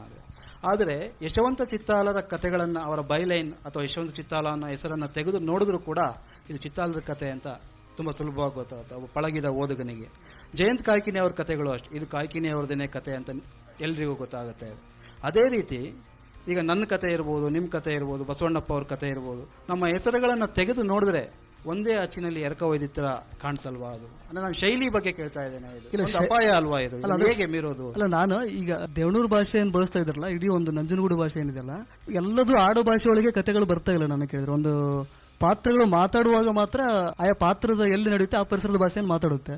ಬಟ್ ನಿರೂಪಕನ ಮಾತಾಡುವಾಗ ಹೆಚ್ಚು ಕಡಿಮೆ ಶಿಷ್ಟ ಭಾಷೆಗಳು ಬರುತ್ತೆ. ಅದು ಹಾಗಾಗಿ ಎರಡು ಶಿಷ್ಟ ಭಾಷೆ ಮತ್ತು ಆಡು ಭಾಷೆ ಎರಡನ್ನು ಹದವಾಗಿ ಬೆರೆಯುವಂತ ಒಂದು ಕ್ರಮ ಈಗ ಹೆಚ್ಚು ಚಾಲ್ತಿಯೊಳಗೆ ಬರ್ತಾ ಇದೆ ಅಂತ ನನಗನ್ನಿಸ್ತಾ ಇದೆ. ರೂಢಿಸ್ಕೋಬೇಕು ಅಂತ ಹೇಳ್ತೀರಾ ಅಥವಾ ಬರ್ತಾ ಇದೆಯಾ? ನನ್ನ ಕಥೆ ನೋಡಿದ್ರೆ ನಾನು ಎರಡನ್ನೂ ಹದವಾಗಿ ಬರಿತಾ ಇದ್ದೀನಿ ಸರ್. ಹಂಗ ಆತರ ನಿಮ್ಗೆ ಏನ್ ಅನ್ಸುತ್ತೆ ಇದ್ರ ಬಗ್ಗೆ? ನಾನೊಂದು ಮಾತು ಹೇಳ್ತೀನಿ ಈ ಕತೆ ಬಗ್ಗೆ. ನಾನು ಕೂಡ ಈ ಭಾಷೆಯನ್ನ ನನ್ನ ಕತೆಗಳಲ್ಲಿ ಅಮೂಲಾಗ್ರವಾಗಿ ಬಳಸ್ಕೊಂಡು ಬರೆಯುವಂತ ಪದ್ಧತಿಯನ್ನು ಅಳವಡಿಸಿಕೊಂಡಿದ್ದೀನಿ. ಇದಕ್ಕೆ ಮೂಲ ಕಾರಣ, ನಾನು ವಾಸ್ತವವನ್ನ ನಿಜ ರೂಪದಲ್ಲಿ ತೋರಿಸಿಕೊಡ್ಬೇಕನ್ನೋ ಉದ್ದೇಶ ನನ್ನದು. ಪ್ರಾದೇಶಿಕತೆಯಲ್ಲಿರ್ತಕ್ಕಂಥ ಅಲ್ಲಿಯ ಸಂಸ್ಕೃತಿಯನ್ನ ಮತ್ತು ಅಲ್ಲಿ ವಾಸ್ತವವನ್ನ ನೈಜವಾಗಿ ನಾನು ಕಟ್ಟಿಕೊಡ್ಬೇಕಂದ್ರೆ, ನಾನು ಯಾವ ಪ್ರದೇಶದಲ್ಲಿ ಇದ್ದೀನಿ ಅಲ್ಲಿ ಭಾಷೆಯನ್ನು ಗಟ್ಟಿಯಾಗಿ ನಾನು ಹೇಳಿದ್ರೆ ಅಲ್ಲಿ ಸಂಸ್ಕೃತಿಗೂ ಧಕ್ಕೆ ಬರೋದಿಲ್ಲ, ಅಲ್ಲಿ ವಾಸ್ತವತೆಗೂ ಧಕ್ಕೆ ಬರೋದಿಲ್ಲ ಅನ್ನೋ ಉದ್ದೇಶ ನನ್ನದು. ಹಾಗಾಗಿ ಆ ರೀತಿಯಾದಂತಹ ಗ್ರಾಮೀಣ ಭಾಷೆಯನ್ನು ಬರೆಯೋದರಲ್ಲಿ ನನ್ನ ತಪ್ಪು ಅಲ್ಲ ಅಂತ ನನ್ನ ಭಾವನೆ ಅಂತ ಅನಿಸುತ್ತದೆ. ಅಲ್ಲ, ನಾನು ಒಟ್ಟಾರೆ ನಮ್ಮ ತಲೆಮಾರಿನ ಬಗ್ಗೆ ಕೇಳ್ತಾ ಇದ್ದೇನೆ. ಆ ಥರದೊಂದು ಅಪಾಯ ಇದೆ, ಒಂದೇ ಅಚ್ಚಲ್ಲಿ ಬಂದ ಎರಕದ ತರ ಕಾಣಿಸ್ತಾ ಇದ್ದೇವೆ ಅಂತ ಅನ್ಸಲ್ವಾ ನಿಮ್ಗೆ? ಹೌದೌದು. ಇದು ಮುಂದೆ ಒಂದೊಂದು ಪ್ರದೇಶದವರಿಗೆ ಆಯಾ ಈ ಕಥೆಗಳು ಒಂದು ರೀತಿಯ ತೊಂದರೆ ಅಂತ ಅನಿಸಿದೆ. ನನಗೂ ಒಂದು ಸಾರಿ ಅನಿಸಿದೆ ಆ ತರ. ಅದು ಮುಂದಾದರೂ ಕೂಡ ಒಂದು ರೀತಿ ತೊಂದರೆಗೆ ಅನುಭವ ಸಿಗಬಹುದೇನೋ ಅಂತ ಭಯ ಕೂಡ ಇದೆ ನನಗೆ. ಬಸವಣ್ಣಪ್ಪ, ನನಗೆ ನಿಮ್ಮ ಎಲ್ಲ ಕಥೆಗಳನ್ನ ಓದಿದ ನಂತರ ನನಗೆ ಅನಿಸಿದ್ದು ಪ್ರಶ್ನೆ ವೈಯಕ್ತಿಕವಾದರೂ ನಮ್ಮ ಎಲ್ಲ ಬರಹಗಾರರಿಗೆ ಅನ್ವಯಿಸುತ್ತೆ ಅಂತ ನಾನು ಅಂದ್ಕೊಂಡಿದ್ದೇನೆ. ಅಂದರೆ ನಿಮ್ಮ ಎಲ್ಲ ಬರಹಗಳಲ್ಲಿ ಒಂದು ಸಮುದಾಯದ ತಲ್ಲಣ ಇರ್ಬೋದು, ಆಗುವಂಥ ಸಂಘರ್ಷಗಳಿರ್ಬೋದು, ಅಂದರೆ ತುಂಬ ಒಂದು ವೇದನೆನೇ ಕಾಣಿಸುತ್ತೆ ಎಲ್ಲ ಕಥೆಗಳಲ್ಲಿ. ಒಂದು ತುಂಬ ಅಸಹಾಯಕತೆ, ವೇದನೆ, ಸಂಕಟ ಕಾಣಿಸುತ್ತೆ ಅದು. ಆದರೆ ನಿಮ್ಮ ವಯಸ್ಸಿಗೆ ಅಥವಾ ಗೊರವರ ವಯಸ್ಸಿಗೆ ಚಿದಾನಂದ ಸಾಲಿ ಅವರಿಗೆ ಒಂದು ಪ್ರೇಮ ಪದ್ಯವನ್ನು, ಒಂದು ಕಥೆನ ಯಾಕೆ ಬರೀಲಿಕ್ಕಾಗಲ್ಲ? ಬರ್ದಿಲ್ಲ ನೀವು? ಅದು ನಾನು ಬೆಳೆದಿರೋ ಪರಿಸರವೇ ಕಾರಣ ಇರ್ಬೋದಿಲ್ಲ ಅಂತ ನನ್ನ ಮಟ್ಟಿಗೆ ಅನಿಸುತ್ತೆ. ಅಲ್ಲ, ಅದು ವೈಯಕ್ತಿಕವಾಗಿ ತಗೋಬೇಡಿ, ನಾನು ಜನರಲ್ಲ ಕೇಳ್ತಾ ಇದ್ದೇನೆ. ಯಾಕೆ ನಮ್ಮ ತಲೆಮಾರು ಎಲ್ಲವನ್ನು ಆವಾಹಿಸಿಕೊಂಡು ಬರಿತಾ ಇದೆ? ನಮ್ಮ ವಯೋಮಾನಕ್ಕೆ ಸಹಜವಾದ ಭಾವನೆಗಳಿಗೆ ನಾವು ಯಾಕೆ ಬರೀಲಿಕ್ಕಾಗ್ತಾ ಇಲ್ಲ? ಇದಕ್ಕಿಂತ ಮುಂಚೆ ನಾನು ಪ್ರಕಟವಾಗದ ನಾನು ಅನೇಕ ಪ್ರೇಮ ಕಥೆಗಳು ಕೂಡ ಇದಾವೆ. ನಾನು ಕವಿತೆಗಳನ್ನೇ ಬರೀಬೇಕಂತ ಹೇಳಿಲ್ಲ, ಪ್ರೇಮ ಕಥೆಗಳನ್ನು ಕೂಡ ಬರೋದು ಅದರಲ್ಲಿ ಯಶಸ್ವಿಯಾಗಿದ್ದೀನಿ ಅಂತ ಅನ್ಕೊಂಡಿದ್ದೀನಿ. ಆದರೆ ನನ್ನತನ ಅಂತ ಏನಿದೆಯೋ ಅದು ನನ್ನನ್ನು ಅಷ್ಟು ಸುಲಭವಾಗಿ ಬಿಟ್ಟು ಕೊಡಲಾರದ ಕಾರಣ ಈ ರೀತಿಯ ಆದರೂ ಆಗಿರ್ಬೋದೇನೋ ಅಂತ ನನ್ನ ಭಾವನೆ. ಹೆಚ್ಚು ಕವಿತೆಗಳು, ಪ್ರೇಮ ಕವಿತೆಗಳು ಬಂದಿದಾವೆ ಸರ್ ಈಗ. ಬಟ್ ನಾನು ಗಮನಿಸಿದಾಗ ಸದ್ಯ ಹೊಸ ತಲೆಮಾರು ಈ ಸಬಾಲ್ಟ್ನಿಸ್ ಅಂತ ತಳ ಸಮುದಾಯದ ಅಭಿವ್ಯಕ್ತಿ ಹೆಚ್ಚು ಕಂಡು ಬರ್ತಾ ಇದೆ. ಪ್ರೇಮ ಕವಿತೆಗಳಲ್ಲಿ ಕೂಡ ಅದು ವಿಷಾದನೆ ಇದೆ, ಅದು ವಿರಹನೇ ಇದೆ, ಅದು ಒಂದು ಸಂಭ್ರಮ ಏನು ಕಾಣಿಸ್ತಾ ಇಲ್ಲ. ಅದು ನೀವು ಗಜಲ್ಗಳಲ್ಲಿ ಹೇಳ್ತಾ ಇರೋದು, ನೀವು ಅದನ್ನ ಬಿಟ್ಟು ಬೇರೆ ತರದ್ದೇನು ಕವಿತೆ ಬಂದಿದೆ ಅಂತ ನನಗೆ ಅನ್ಸಲ್ಲ. ಅದು ಮತ್ತೆ ನೀವು ಪ್ರೇಮ ಕಾಮದ ಶ್ರೇಷ್ಠ ಅಭಿವ್ಯಕ್ತಿ ಬೇಕು ಅಂದ್ರೆ ನೀರು ಮತ್ತು ಪ್ರೀತಿ ಅಂತ ಕಾದಂಬರಿಗೇನೆ ಹೋಗ್ಬೇಕು, ನರಸಿಂಹಸ್ವಾಮಿ ಅಂತವ್ರಿಗೇನೆ ಹೋಗ್ಬೇಕು, ಇಲ್ಲ ತಾರಾಸು ಅವರ ಕೇದಗೆವನ್ನೇ ಓದಬೇಕು. ನಮ್ಮ ತಲೆಮಾರಿನಲ್ಲಿ ಆ ಥರದೊಂದು ಕೃತಿ ಅಂತ ನನಗಂತೂ ಕಾಣಿಸಿಲ್ಲಪ್ಪ, ನನ್ನ ಓದಿನ ಮಿತಿಗೆ. ಸರಿ, ನೀವೇನಾದ್ರು ಹೇಳಲಿಕ್ಕೆ ಇಷ್ಟಪಡ್ತೀರಾ ಇರೋದು? ನಿಮ್ಮ ಮಾತಿಗೆ ನನ್ನ ಸಹಮತ ಇದೆ ಸರ್. ಯಾಕಂತಂದ್ರೆ ನಾವು ಬರಿತಾ ಇರೋರು ಎಲ್ಲರೂ ಆಲ್ಮೋಸ್ಟ್ ಈ ಸಾಮಾಜಿಕತೆಯನ್ನ ಅಗತ್ಯಕ್ಕಿಂತ ಹೆಚ್ಚು ಆರೋಪಿಸಿಕೊಂಡಿದ್ದೀವಿ ಅನ್ನೋದಂತೂ ಸತ್ಯ. ನಾನು ಗಜಲ್ಗಳನ್ನು ಬರೆದಾಗ ನನಗೆ ನನ್ನ ಊರಿಗೆ ಗೆಳೆಯರು ತಕರಾರು ಮಾಡಿದರು. ಅಂದರೆ ಈ ಸುಡುವ ವರ್ತಮಾನವನ್ನ ಈ ಗಜಲಿನೊಳಗೆ ಹಿಡಿದಿಡೋಕೆ ಆಗೋದಿಲ್ಲ, ಅದನ್ನ ಯಾಕೆ ಬರಿತೀಯ ನೀನು ಅಂತ. ಅಂದರೆ ನಮ್ಮ ಬದುಕಿನಲ್ಲಿ ಸಂಕಟಗಳು ಇರುವಂತೆ ಸಂತೋಷಗಳು ಇದ್ದಾವಲ್ಲ. ಬರಹಗಾರನಾದವನು ಕನ್ನಡಿ ಹಿಡಿತಾ ಇರ್ತಾನೆ. ಸಂಕಟಕ್ಕೆ ಕನ್ನಡಿ ಹಿಡಿದಂತೆ ಸಂತೋಷಕ್ಕೂ ಕನ್ನಡಿ ಹಿಡಿಬೇಕಾದ ಅಗತ್ಯ ಇರ್ತದೆ. ಪೂರ್ತಿ ಒಂದನ್ನು ಮರೆತಂತೂ ಇರೋದಕ್ಕಾಗಲ್ಲ ಅಂತ ಅಷ್ಟೇ. ಬಟ್ ಬರಿಬೇಕಾದ ಅಗತ್ಯ ಅಂತೂ ಇದ್ದೇ ಇದೆ. ನಮ್ಮ ಕಾಲದ ಭಾಷೆಯಲ್ಲಿ ಈ ತಲ್ಲಣಗಳ ನಡುವೆ ಉದಿಸುವ ಪ್ರೇಮಗೀತೆ ಯಾವ ಸ್ವರೂಪದ್ದಾಗಿರ್ಬೋದು ಅನ್ನೋದ್ರ ಬಗ್ಗೆ ಹಿರಿಯರಿಗೂ ಮತ್ತು ನಮ್ಮ ಕಿರಿಯರಿಗೂ ಕುತೂಹಲ ಇದ್ದಿರಲಿಕ್ಕೆ ಸಾಧ್ಯ ಇದೆ. ಹಾಗಾಗಿ ಅದನ್ನು ಅಡ್ರೆಸ್ ಮಾಡಬೇಕಾಗಿದೆ ನಾವು. ಸಾಲಿ, ನೀವು ಗಣಿತದ ಮೇಷ್ಟ್ರು ಆಗಿರೋದ್ರಿಂದ ನಿಮಗೆ ಒಂದು ಪ್ರಶ್ನೆ, ಕಸುಬುದಾರಿಕೆ ಬಗ್ಗೆ, ಇದೊಂದು ಕಟ್ಟೋ ಕುಸುರಿ ಕಲೆ ಬಗ್ಗೆ ಒಂದು ಪ್ರಶ್ನೆ ಕೇಳ್ಬೋದು ಅಂತ ಸರ್. ಇವತ್ತು ನಮ್ಮ ಎಲ್ಲರ ಬರಹಗಳನ್ನು, ಈ ತಲೆಮಾರಿನ ಬರಹಗಳನ್ನು ಒಟ್ಟಿಗಿಟ್ಟು ನೋಡೋದಾದರೆ ಶಿಲ್ಪದ ದೃಷ್ಟಿಯಿಂದ ಹೆಚ್ಚು ಗಮನ ಕೊಡ್ತಾ ಇಲ್ವೇನೋ ಅಂತ ನನಗೆ ಅನಿಸುತ್ತೆ. ಒಂದು ದೊಡ್ಡ ಸವಾಲು ನಮ್ಮ ಮುಂದೆ ಇದೆ. ಎಲ್ಲ ರಚನೆಗಳಲ್ಲಿ ಪದ್ಯ ಇರ್ಬೋದು, ಕಥೆ ಇರ್ಬೋದು, ಒಟ್ಟಾರೆ ಬರಹದಲ್ಲಿ ಅದು ಅಂದರೆ ಆಶಯಗಳೇ ಒಂದು ಮೇಲ್ಪಂಕ್ತಿಗೆ ಬಂದು ಶಿಲ್ಪ ಹಿನ್ನಡೆಗೆ ಆಗ್ತಾ ಇದೆಯೇನೋ ಅಂತ. ಬಟ್ ಇದು ಸಾಹಿತ್ಯದಲ್ಲಿ ಎರಡು ಒಂದೇ ಸಮಾಂತರವಾಗಿ ಹೋಗ್ಬೇಕಲ್ವಾ ಅದು. ಅಂದರೆ ಇಡೀ ಇವತ್ತಿನ ತಲೆಮಾರಿನ ಸಾಹಿತ್ಯ ಹೆಚ್ಚು ವಾಚ್ಯ ಆಗ್ತಾ ಇದೆಯೇನೋ ಅಂತ ಒಂದು ಅನುಮಾನ ಇದೆ ನನಗೆ. ವಾಚ್ಯ ಅಂದರೆ ಅದರಲ್ಲಿ ಗದ್ಯ ಮತ್ತು ಪದ್ಯಗಳೆರಡನ್ನು ಬಿಡಿಸಿ ನೋಡಿದರೆ ಪದ್ಯ ಹೆಚ್ಚು ನಿಗೂಢವಾಗ್ತಾ ಇದೆ, ಸಂಕೀರ್ಣ ಭಾಷೆಯನ್ನು ಆಶ್ರಯಿಸಿ. ಅದೇ ಸಂದರ್ಭಕ್ಕೆ ಗದ್ಯ ಇದೆಯಲ್ಲ ಹೆಚ್ಚು ಲೈಟ್ ಆಗಕ್ಕೆ ಪ್ರಯತ್ನ ಪಡ್ತಾ ಇದೆ. ಅಂದರೆ ನಾವು ಈಗ ಬಂದಿರುವಂತಹ ನೆನಪುಗಳು, ಆತ್ಮಚರಿತ್ರೆಗಳು, ಜೀವನ ಚರಿತ್ರೆ ಪುಸ್ತಕಗಳು ಟಾಪ್ ಒನ್ ಲಿಸ್ಟ್ನಲ್ಲಿ ಇರೋದ್ರ ಮುಖಾಂತರ ನಾವು ಇದನ್ನು ಗಮನಿಸಬಹುದಾಗಿದೆ. ಆಮೇಲೆ ಗೊರವರಂತವರು ಕೂಡ ಮತ್ತು ವಿ ಎಂ ಮಂಜುನಾಥ್ ಕೂಡ ಈಗಲೇ ಅವರು ಆತ್ಮಚರಿತ್ರೆಯ ಪುಟಗಳಂತ ಪುಸ್ತಕಗಳನ್ನು ಬರಿತಾ ಇದ್ದಾರೆ. ಹೀಗೆ ಗದ್ಯದ ಭಾಷೆ ಹೆಚ್ಚು ಸರಳೀಕೃತ ಆಗ್ತಾ ಮನೋರಂಜನಾತ್ಮಕ ನೆಲೆಯಲ್ಲಿ ಹೋಗಕ್ಕೆ ಪ್ರಯತ್ನ ಪಡ್ತಾ ಇದ್ರೆ, ಕಾವ್ಯದ ಭಾಷೆ ಹೆಚ್ಚು ಸಂಕೀರ್ಣ ಮತ್ತು ಗೂಢ ಆಗೋದಕ್ಕೆ ಪ್ರಯತ್ನ ಪಡ್ತಾ ಇದೆ. ಇದು ನಾನು ಕಂಡುಕೊಂಡಿರೋದು. ಇದಕ್ಕೆ ಏನು ಕಾರಣ ಅಂತ ಗೊತ್ತಿಲ್ಲ. ಬಟ್ ಒಟ್ಟಾರೆ ಶಿಲ್ಪದಲ್ಲಿ ನವ್ಯವನ್ನು, ಆಶಯದಲ್ಲಿ ಬಂಡಾಯವನ್ನು ಮಾತ್ರ ನಮ್ಮ ಕಾಲದ ಕಾವ್ಯ ನೆಚ್ಚಿಕೊಂಡಿದೆ ಅಂತ. ತುಂಬಾ ಒಳ್ಳೆ ಮಾತು ಅನ್ಸುತ್ತೆ ನನಗೆ ಅದು. ಮತ್ತೆ ಈ ಹೊಸದೊಂದು ಏನೋ ಹುಟ್ಟುತ್ತಾ ಇಲ್ಲ, ಚಳುವಳಿ ರಾಹಿತ್ಯ ಸ್ಥಿತಿಯಲ್ಲಿ ಈ ಹುಡುಗರು ಬರಿತಾ ಇದ್ದಾರೆ ಅನ್ನುವ ಮಾತೆಲ್ಲ ಹಿರಿಯರಿಂದ ಕೇಳಿ ಬಂದಿದೆಯೇ ಹೊರತು ಯಾವ ಯುವ ಬರಹಗಾರರು ನಾವು ಚಳುವಳಿ ರಾಹಿತ್ಯ ಸ್ಥಿತಿಯಲ್ಲಿ ಇದ್ದೇವೆ ಅಂತ ಒಂದು ಕ್ಷಣಕ್ಕೂ ಅಳವಡಿಕೆ ಮಾಡಿಕೊಂಡಿದ್ದನ್ನು ನಾವು ಕಂಡಿಲ್ಲ ಅನ್ನೋದನ್ನು ನಾವು ಗಮನಿಸಬೇಕು. ಬಹುಶಃ ಮುಂದೆ ಬರಲಿರುವಂತಹ ಹೊಸ ಬಗೆಯ ಸಾಹಿತ್ಯಕ್ಕಾಗಿ ತಯಾರಿ ಮಾಡಿಕೊಳ್ತಾ ಇರುವಂತಹ ಧ್ಯಾನಸ್ಥ ಸ್ಥಿತಿಯಲ್ಲಿ ಕೂಡ ನಮ್ಮ ಎಲ್ಲ ಊರಿಗೆ ಬರಹಗಾರರ ತಾಲೀಮುಗಳು ಇದ್ದಿರಬಹುದು. ಅದಕ್ಕೆ ಉದಾಹರಣೆಯಾಗಿ ವಸ್ತಾರೆಯವರ ಬರಹಗಳು ಇದ್ದಾವೆ, ವಿ ಎಂ ಮಂಜುನಾಥ್ ಮತ್ತು ಕಾರ್ಪೆಂಟರ್ ಬರಹಗಳು ಇದ್ದಾವೆ, ಆರಿಫ್ ರಾಜರ ಪದ್ಯ ಇದೆ, ಇನ್ನು ತುಂಬಾ ಜನ ಬರಹಗಾರಿದ್ದಾರೆ. ಬಟ್ ಒಂದು ತಾಲೀಮಂತೂ ನಡೆದಿದೆ, ಒಂದು ಧ್ಯಾನಸ್ಥ ಕ್ರಿಯೆಯೊಳಗಂತೂ ನಾವು ಇದ್ದೀವಿ ಅಂತ ಅನಿಸ್ತಾ ಇದೆ. ಭಿನ್ನವಾಗಿ ಬರೆಯೋದೇನೆ ಒಂದು ಚಳುವಳಿ ಆಗಬಹುದೇನೋ ನಮ್ಮೆಲ್ಲರಿಗೂ ಅಂತ ಗೊತ್ತಿಲ್ಲ, ಅದನ್ನು ಕಾಲ ನಿರ್ಧರಿಸೋದು ಮತ್ತು ತುಂಬಾ ಜನ ಹಿರಿಯರಿದ್ದಾರೆ. ಇಲ್ಲ ಸರ್, ಈಗ ನನ್ನ ಕೇಳಿದ್ರೆ ಹೆಚ್ಚು ಈ ಸಬಾಲ್ಟ್ನಿಸ್ಟ್ ಏನು ಹೇಳ್ತೀವಲ್ಲ, ತಳ ಸಮುದಾಯದ ಅಭಿವ್ಯಕ್ತಿ ಹೆಚ್ಚಾಗ್ತಾ ಇದೆ. ಬಟ್ ಅದನ್ನ ಹೆಚ್ಚು ಮೌಲ್ಯಮಾಪನ ಆಗ್ತಾ ಇಲ್ಲ ಅಂತ ನನಗೆ ಅನಿಸ್ತಾ ಇದೆ. ಯಾಕಂದ್ರೆ ಯಾರು ಮಾಡ್ಬೇಕು ಮೌಲ್ಯಮಾಪನ? ಅದೇ ಈಗ ನಾವೆಲ್ಲ ಹೆಚ್ಚು ಕತೆ ಕಾವ್ಯ ಬರಿತಾ ಇದೀವಿ, ಬಟ್ ಅದರ ಸಮನಾಗಿ ವಿಮರ್ಶೆಗಳು ಬರ್ತಾ ಇಲ್ಲ. ಅಂತಂದ್ರೆ ಹೆಂಗೆ ಹೇಳ್ಬೋದಂದ್ರೆ,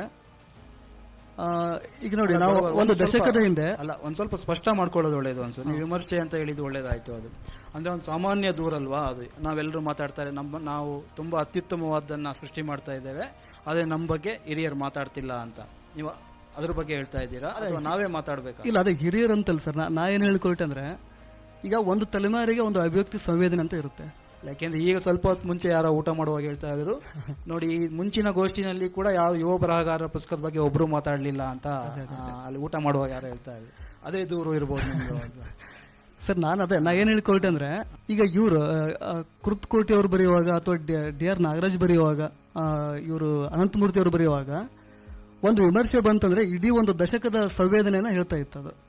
ಈಗ ಹೊಸ ತಲೆಮಾರಿನ ಅಭಿವ್ಯಕ್ತಿ ಸಂವೇದನೆ ಇದೆ, ಆ ಸಂವೇದನೆ ಏನು ಅನ್ನುವಂಥದ್ದನ್ನ ಸಂವೇದನೆಯ ಮೌಲ್ಯಮಾಪನ ಅಷ್ಟೇನು ಸಮರ್ಪಕವಾಗಿ ಆಗ್ತಾ ಇಲ್ಲ ನನಗೆ ಅನಿಸ್ತಾ ಇದ್ದೇನೆ. ಅದು ತಾತ್ಕಾಲಿಕ ಬ್ರೇಕ್ ಇರ್ಬೋದು ಅಂತ ಅನ್ಸುತ್ತೆ ನನಗೆ.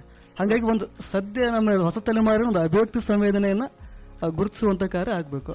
ಆಗ ಅದು ಆಧುನಿಕೋತ್ತರವಾದನೋ ಯಾವ ವಾದನೋ ಒಂದು ಚೌಕಟ್ಟಿಗೆ ಬರುವುದು ಅಂತ ಅನ್ಸುತ್ತೆ ನನಗಾಗಿ. ಈ ನಿಟ್ಟಿನಲ್ಲಿ ಒಂದು ಸಣ್ಣ ಪ್ರಯತ್ನ ಕೂಡ ಆಯಿತು. ಹಂಪಿ ವಿಶ್ವವಿದ್ಯಾಲಯದವರು ರಹಮತ್ ತರೀಕೆರೆ ಅವರ ಸಂಪಾದಕದಲ್ಲಿ ಹೊಸ ತಲೆಮಾರಿನ ತಲ್ಲಣ ಅಂತ ಒಂದು ಪುಸ್ತಕ ತಗೊಂಡ್ಬಂದ್ರು. ನಮ್ಮ ಎಲ್ಲ ಊರಿಗೆ ಬರಹಗಾರರು ಬರಹವನ್ನು ಮತ್ತು ಬರಹದ ಸವಾಲನ್ನು ಯಾವ ರೀತಿ ಗ್ರಹಿಸ್ತೀವಿ ಅನ್ನೋದನ್ನೇ ಅವರು ಎಲ್ಲರಿಂದ ಭರಿಸಿ ಅದಕ್ಕೆ ಒಂದು ಸಂಪಾದಕೀಯ ಟಿಪ್ಪಣಿ, ತುಂಬಾ ಸುದೀರ್ಘವಾದದ್ದು ಮತ್ತು ಆಳವಾದ ಒಳನೋಟಗಳಿದ್ದದ್ದನ್ನು ಅವರು ಬರೆದರು. ಹಂಗೆ ನಮ್ಮನ್ನು ಹೆಚ್ಚು ಓದಿ ನಮ್ಮ ಬಗ್ಗೆ ಸ್ಪೆಸಿಫಿಕ್ ಆಗಿ ಪ್ರತಿಯೊಬ್ಬರ ಬಗೆಗೂ ಒಂದು ನೋಟವನ್ನು ಕಂಡುಕೊಂಡವರು ರಹಮತ್ ತರೀಕೆರೆಯವರು. ಅದಾದ ನಂತರ ತಾವು ಸಂಪಾದಕರಾಗಿರುವ ಕಾರಣಕ್ಕಾಗಿ ತಮ್ಮ ಪತ್ರಿಕೆಯಲ್ಲಿ ವಿಮರ್ಶೆಗಳನ್ನು ನಮ್ಮ ಬರಹಗಳ ಬಗ್ಗೆ ಪ್ರಕಟಿಸುವ ಮುಖಾಂತರ ಕೂಡ ನಮ್ಮ ಬಗ್ಗೆ ಒಂದು ಅನುಸಂಧಾನದಲ್ಲಿ ಇರುವಂತವರು ಚಂಪಾ ಸರ್ ಅಂತವರು ಮತ್ತು ಬೇರೆ ಬೇರೆ ನಿಯತಕಾಲಿಕೆಗಳ ಸಾಪ್ತಾಹಿಕ ಪುರಾಣಗಳ ಸಂಪಾದಕರಾಗಿರುವವರು. ಅದರ ಹೊರತಾಗಿ ಹಿರಿಯ ತಲೆಮಾರಿನ ಲೇಖಕರು ಕೆಲವರು ಮುನ್ನುಡಿ ಬೆನ್ನುಡಿಗಳ ಬರೆಯುವ ರೂಪದಲ್ಲಿ ನಮ್ಮೊಟ್ಟಿಗೆ ಒಂದು ಸಣ್ಣ ಮಟ್ಟಿಗೆ ಮಾಡ್ತಾ ಇದ್ದಾರೆ. ಒಂದು ತುಂಬಾ ಗಾಢವಾದ ಮತ್ತು ಇವರು ಇದೇ ತರ ಇದ್ದಾರೆ, ಅವರ ನ್ಯೂನ್ಯತೆ ಮತ್ತು ವಿಶೇಷತೆಗಳನ್ನು ಸರಿಯಾಗಿ ಗ್ರಹಿಸುವಂತಹ ಅದೇ ಕಾರಣಕ್ಕಾಗಿಯೇ ಮಾಡುವಂತಹ ಓದಾಗಿಲ್ಲ. ಅದು ಅಲ್ಲ ಸಾಲಿ ಇದು ಕೂಡ ಅರ್ಧ ಸತ್ಯ ಇರಬಹುದಾ ಅಂತನೂ ನಾವು ಇಲ್ಲ ಸರ್, ನನಗೇನು ಅನಿಸ್ತಿದೆ, ನಾ ಹೇಳ್ತಿರೋದು ಇಡೀ ಒಂದು ತಲೆಮಾರಿನ ಸಂವೇದನೆ ಹಿಡಿದಿಡ್ಲಿಕ್ಕೆ ಆಗ್ತಿಲ್ಲ. ಹಿನ್ನುಡಿ ಮುನ್ನುಡಿಗೆ ಅಷ್ಟೇ ಒಂದು ಹಿನ್ನುಡಿ ಮುನ್ನುಡಿಗೆ ಅಥವಾ ತಾತ್ಕಾಲಿಕ ಅನಿಸಿಕೆಗಳು ಅಷ್ಟೇ ಬರ್ತಾ ಇದಾವೆ. ಒಂದು ಕೃತಿ ಬಂದ ತಕ್ಷಣ ತಾತ್ಕಾಲಿಕ ಅನಿಸಿಕೆಗಳು ಅಷ್ಟೇ ಅವು, ಇಡೀ ಅದರ ಸಂವೇದನೆ ಹಿಡಿದಿಡ್ಲಿಕ್ಕೆ ಈಗ ಆಗ್ತಾ ಇಲ್ಲ. ಆನಂದ್ ಋಗ್ವೇದಿಯವರ ಜನ್ಮ ಮತ್ತು ಅನೂಹ್ಯ ಸಾಧ್ಯತೆ ಅವರಿಗೆ ಓಯಲಿನ್ ಅವರು ಬರೆದಿರೋ ಮುನ್ನುಡಿ ನಮ್ಮ ಎಲ್ಲ ತಲೆಮಾರನ್ನ ಒಂದು ಪಾಠ ತರ ಇದೆ ಅದು. ಅಂದ್ರೆ ನಾವು ಕೆಲವು ಸರಿ ಅರ್ಧ ಸತ್ಯಗಳನ್ನ ಮಾತಾಡ್ತಾ ಇರ್ತೇವೆ, ಅದೇ ಸತ್ಯ ಅಂತ ನಂಬ್ತಾ ಇರ್ತೇವೇನೋ ಅಂತ. ಈಗ ಅನಂತಮೂರ್ತಿ ಅವರು ಎಷ್ಟು ಜನ ಯುವ ಬರಹಗಾರರಿಗೆ ಬೆನ್ನುಡಿ ಬರೆದಿದ್ದಾರೆ, ಮುನ್ನುಡಿ ಬರೆದಿದ್ದಾರೆ, ಮತ್ತು ಓದ್ತಾರೆ, ರೆಸ್ಪಾಂಡ್ ಮಾಡ್ತಾರೆ. ಅಂದ್ರೆ ಎಲ್ಲಿ ಬರಿಬೇಕು ಅಂತಾನೆ ಅಲ್ಲ, ನಮ್ಮ ಜೊತೆ ಮಾತಾಡೋದು ಕೂಡ ಅದು ವಿಮರ್ಶನೆ ಅಲ್ವಾ ಅದು. ಅಥವಾ ಈ ವಿಮರ್ಶೆಯ ಪ್ರಯತ್ನಗಳನ್ನು ಅಥವಾ ಬೇರೆ ಅವ್ರು ಯಾರೋ ಮಾಡಲಿ, HSR ಮಾಡಲಿ, OLN ಬರೀಲಿ, ಮತ್ತಾರೋ ಬರೀಲಿ ಅಂತ ಅಪೇಕ್ಷೆ ಪಡೋದಕ್ಕಿಂತಲೂ ಸಾಲಿ ಯಾಕೆ ರಿಯಾಕ್ಟ್ ಮಾಡಲ್ಲ, ಕಂಬಾರ ಯಾಕೆ ರಿಯಾಕ್ಟ್ ಮಾಡಲ್ಲ, ಅಥವಾ ರಘುನಾಥ್ ಯಾಕೆ ರಿಯಾಕ್ಟ್ ಮಾಡಲ್ಲ ಅಂತ ನಿಮ್ಗೆ ಯಾಕೆ ಅನಿಸಿಲ್ಲ? ಇದು ನಮ್ಮ ನಡುವೆನೇ ಆ ಥರದ ಪ್ರಯತ್ನಗಳು ಯಾಕಾಗಿಲ್ಲ? ಅದು ನೀವೊಂದು ಕವಿತೆ ಬರೆದಷ್ಟು ಉತ್ಸಾಹದಿಂದ ವಿಮರ್ಶೆನಲ್ಲಿ ನಾವು ಯಾಕೆ ತೊಡಕೊಳ್ಳಲ್ಲ? ಸೆಕೆಂಡರಿ ಅಂತ ಅನ್ನಿಸ್ತಾ ಇದೆಯಾ ನಿಮ್ಗೆ?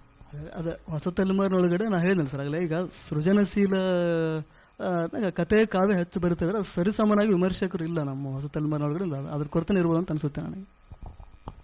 ಬಟ್ ಇದೆಲ್ಲ ತಲೆಮಾರಲ್ಲೂ ಇತ್ತು ಅನ್ಸುತ್ತಲ್ವಾ ಈ ಕಂಪ್ಲೇಂಟ್, ವಿಮರ್ಶಕರ ಬಗ್ಗೆ ಒಂದು ಅಸಮಾಧಾನ ಅದು. ಮತ್ತೆ ಚಳವಳಿ ಬಗ್ಗೆ ನಮ್ಮ ಇದನ್ನ ಸ್ವಲ್ಪ ವಿಸ್ತರಿಸಬಹುದು ಅಂತ ಅನ್ಸುತ್ತೆ ನಮ್ಮ ಮಾತನ್ನ. ಯಾಕೆಂದ್ರೆ ಬೆಳಿಗ್ಗೆ CNR ಕೂಡ ಹೇಳಿದ್ರು ಅದ್ರ ಬಗ್ಗೆ ಒಂದು ಆತಂಕ ಅಥವಾ ಕೊರಗು ಬೇಕಿಲ್ಲ, ಚಳುವಳಿ ಇಲ್ಲ ಅನ್ನುವಂಥದ್ದನ್ನ, ಹೆಚ್ಚು ವೈವಿಧ್ಯದ ಬರಹಗಳು ಬರ್ತವೆ ಅಂತ.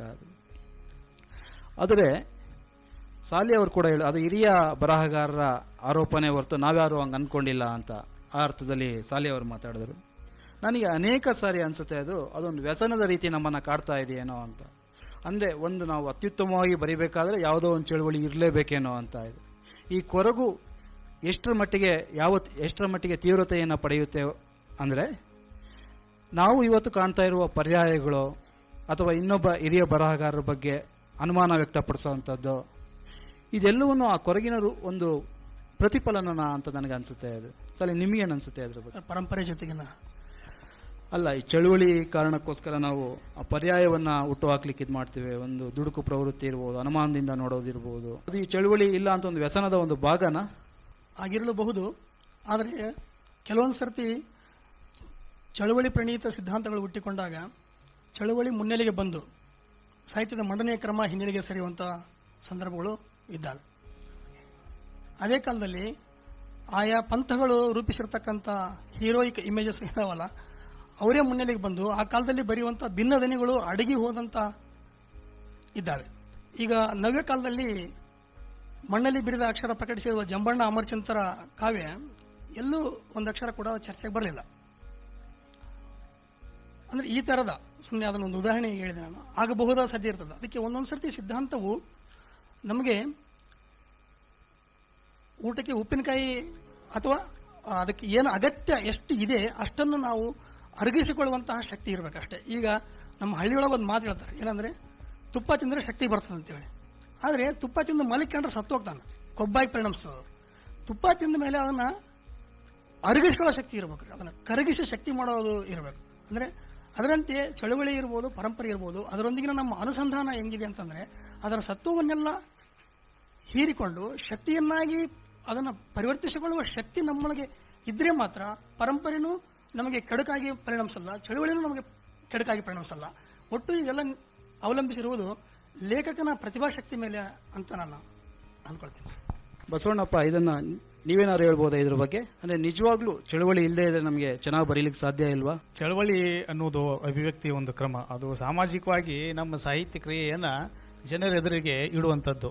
ನಾವು ಈ ಚಳವಳಿ ಅವಶ್ಯಕತೆ ಆವಾಗಲೂ ಇತ್ತು ಮತ್ತು ಇವಾಗಲೂ ಇದೆ ಅಂತ ನನಗನ್ನಿಸ್ತಿದೆ. ಯಾಕಂದ್ರೆ ನಾವು ಸಾಹಿತ್ಯಿಕವಾಗಿ ಏನೇನು ಸಮಾಜಕ್ಕೆ ಸಂದೇಶ ಕೊಡ್ತಿದ್ದೇವೆ ಅಂದ್ರೆ ಜಾಗೃತೆಯನ್ನ, ಯಾವುದು ತಪ್ಪು ಯಾವುದು ಕೆಟ್ಟು, ಸಾಹಿತ್ಯದ ಮೂಲ ಉದ್ದೇಶ ಇರೋದೇ ಒಳಿತು ಕೆಡಕಗಳ ಬಗ್ಗೆ ಸಮಾಜಕ್ಕೆ ನಾವು ಕೊಡ್ತಕ್ಕಂಥ ಒಂದು ಮಾಹಿತಿ. ಹಾಗಾಗಿ ಚಳವಳಿ ಅನ್ನೋದು ನನ್ನ ಮಟ್ಟಿಗೆ ಅದು ಅವಶ್ಯ ಅಂತ ನನಗನ್ನಿಸುತ್ತೆ ಸರ್. ಚಳುವಳಿ ಇಲ್ಲದ ಸ್ಥಿತಿನಲ್ಲಿ ಕೂಡ ಎಲ್ಲ ಸಾಹಿತ್ಯದ ಮೂಲ ಉದ್ದೇಶದಲ್ಲಿ ಸಾಮಾಜಿಕ ಬದ್ಧತೆ ಕೂಡ ಇರುತ್ತೆ ಅಲ್ವಾ? ಹೌದೌದೌದು, ಇದ್ದೇ ಇರುತ್ತೆ. ಗೊರವರ್, ಈ ಹೊಸ ಕಾಲದ ಮಾಧ್ಯಮಗಳ ಬಗ್ಗೆ ನಾವು ಸ್ವಲ್ಪ ಮಾತಾಡಬಹುದು ಅನ್ಸುತ್ತೆ. ಅಂದ್ರೆ ಬೇರೆ ಯಾವುದೇ ತಲೆಮಾರಿಗೆ ಇಲ್ಲದ ಕೆಲವು ಅನುಕೂಲಗಳು ನಮಗೆ ಇದೆ. ಅದು ಇಮೇಲ್ ಇರ್ಬೋದು, ಸಾಮಾಜಿಕ ಜಾಲತಾಣಗಳಿರ್ಬೋದು, SMS, ಮೊಬೈಲ್ ಫೋನ್ ಇರ್ಬೋದು. ಇದನ್ನು ನಾವು ಯಾವ ರೀತಿ ಬಳಸ್ಕೋತಾ ಇದ್ದೀವಿ, ಸರಿಯಾಗಿ ಬಳಸ್ಕೋತಾ ಇದ್ದೀವಿ ಅಂತ ಅನ್ಸುತ್ತಾ ನಿಮಗೆ? ಇಲ್ಲ ಸರ್, ಅದು ಈಗ ಈ ಫೇಸ್ಬುಕ್ ಇರ್ಬೋದು, ಟ್ವಿಟರ್ ಇರ್ಬೋದು, ಬಟ್ ನಾನು ಫೇಸ್ಬುಕ್ಕನ್ನು ಗಮನಿಸಿದಂಗೆ ಬಟ್ ಅಲ್ಲಿ ಕವಿ ಸಮಯ ಅನ್ನುವಂಥದ್ದು ಏನಿರಲ್ಲ. ನಾನು ಕೇಳಿದ್ರೆ ಅದು ಸುಮ್ಮನೆ ಒಂದು ಅಬ್ಬರದ ತಕ್ಷಣಕ್ಕೆ ಅನಿಸಿದ್ದನ್ನು ಅಲ್ಲಿ ನಾವು ಟೈಪಿಸ್ಬಿಡ್ಬೋದು ಅಂತೇಳಿ, ಬಟ್ ಅದು ತಕ್ಷಣದ ಅಬ್ಬರ ಅಂತ ನನಗೆ ಅನಿಸ್ತಾ ಇದೆ. ಅನುಕೂಲಗಳು ಇದೆಯಲ್ಲ, ಇದನ್ನು ನಾವು ತುಂಬ ಪರಿಣಾಮಕಾರಿಯಾಗಿ ಬಳಸ್ಕೊಳ್ಳಿಕ್ಕೆ ಅವಕಾಶ ಇತ್ತು, ಆದರೆ ಬಳಸ್ಕೊಳ್ತಾ ಇಲ್ಲ ಅಂತ ನನಗೆ ಅನಿಸುತ್ತೆ. ಅದು ಅಂದರೆ ಬೇರೆಯವರನ್ನು ಟೀಕೆ ಮಾಡಲಿಕ್ಕೆ, ಮಿಸ್ಯೂಸ್ ಮಾಡ್ಕೊಳ್ಳಿಕ್ಕೆ, ನಮ್ಮ ದುಡುಕನ್ನು ವ್ಯಕ್ತಪಡಿಸಲಿಕ್ಕೆ ಬಳಸ್ಕೊತಾ ಇದ್ದೀವೇನೋ ಅಂತ. ಅಂದರೆ ಇದು ನಮಗೆ ತುಂಬ ಅನುಕೂಲಗಳಿದೆ. ಇದು ವಿದ್ಯುನ್ಮಾನ ಮಾಧ್ಯಮಗಳು ಇದನ್ನು ಪ್ರಶ್ನೆಗಳು ಬಹಳ ಬರೋದು ನೋಡಿ ಭಯ ಆಗ್ತಾ ಇದೆ ಸರ್. ನೀವು ಉತ್ತರನೇ ಕೊಡ್ತಾ ಇಲ್ಲ, ಅದು ಸಮಸ್ಯೆ ಆಗ್ತಾ ಇದೆ, ಪ್ರಶ್ನೆಗಳು ಮುಗಿತಾ ಇದ್ರೆ.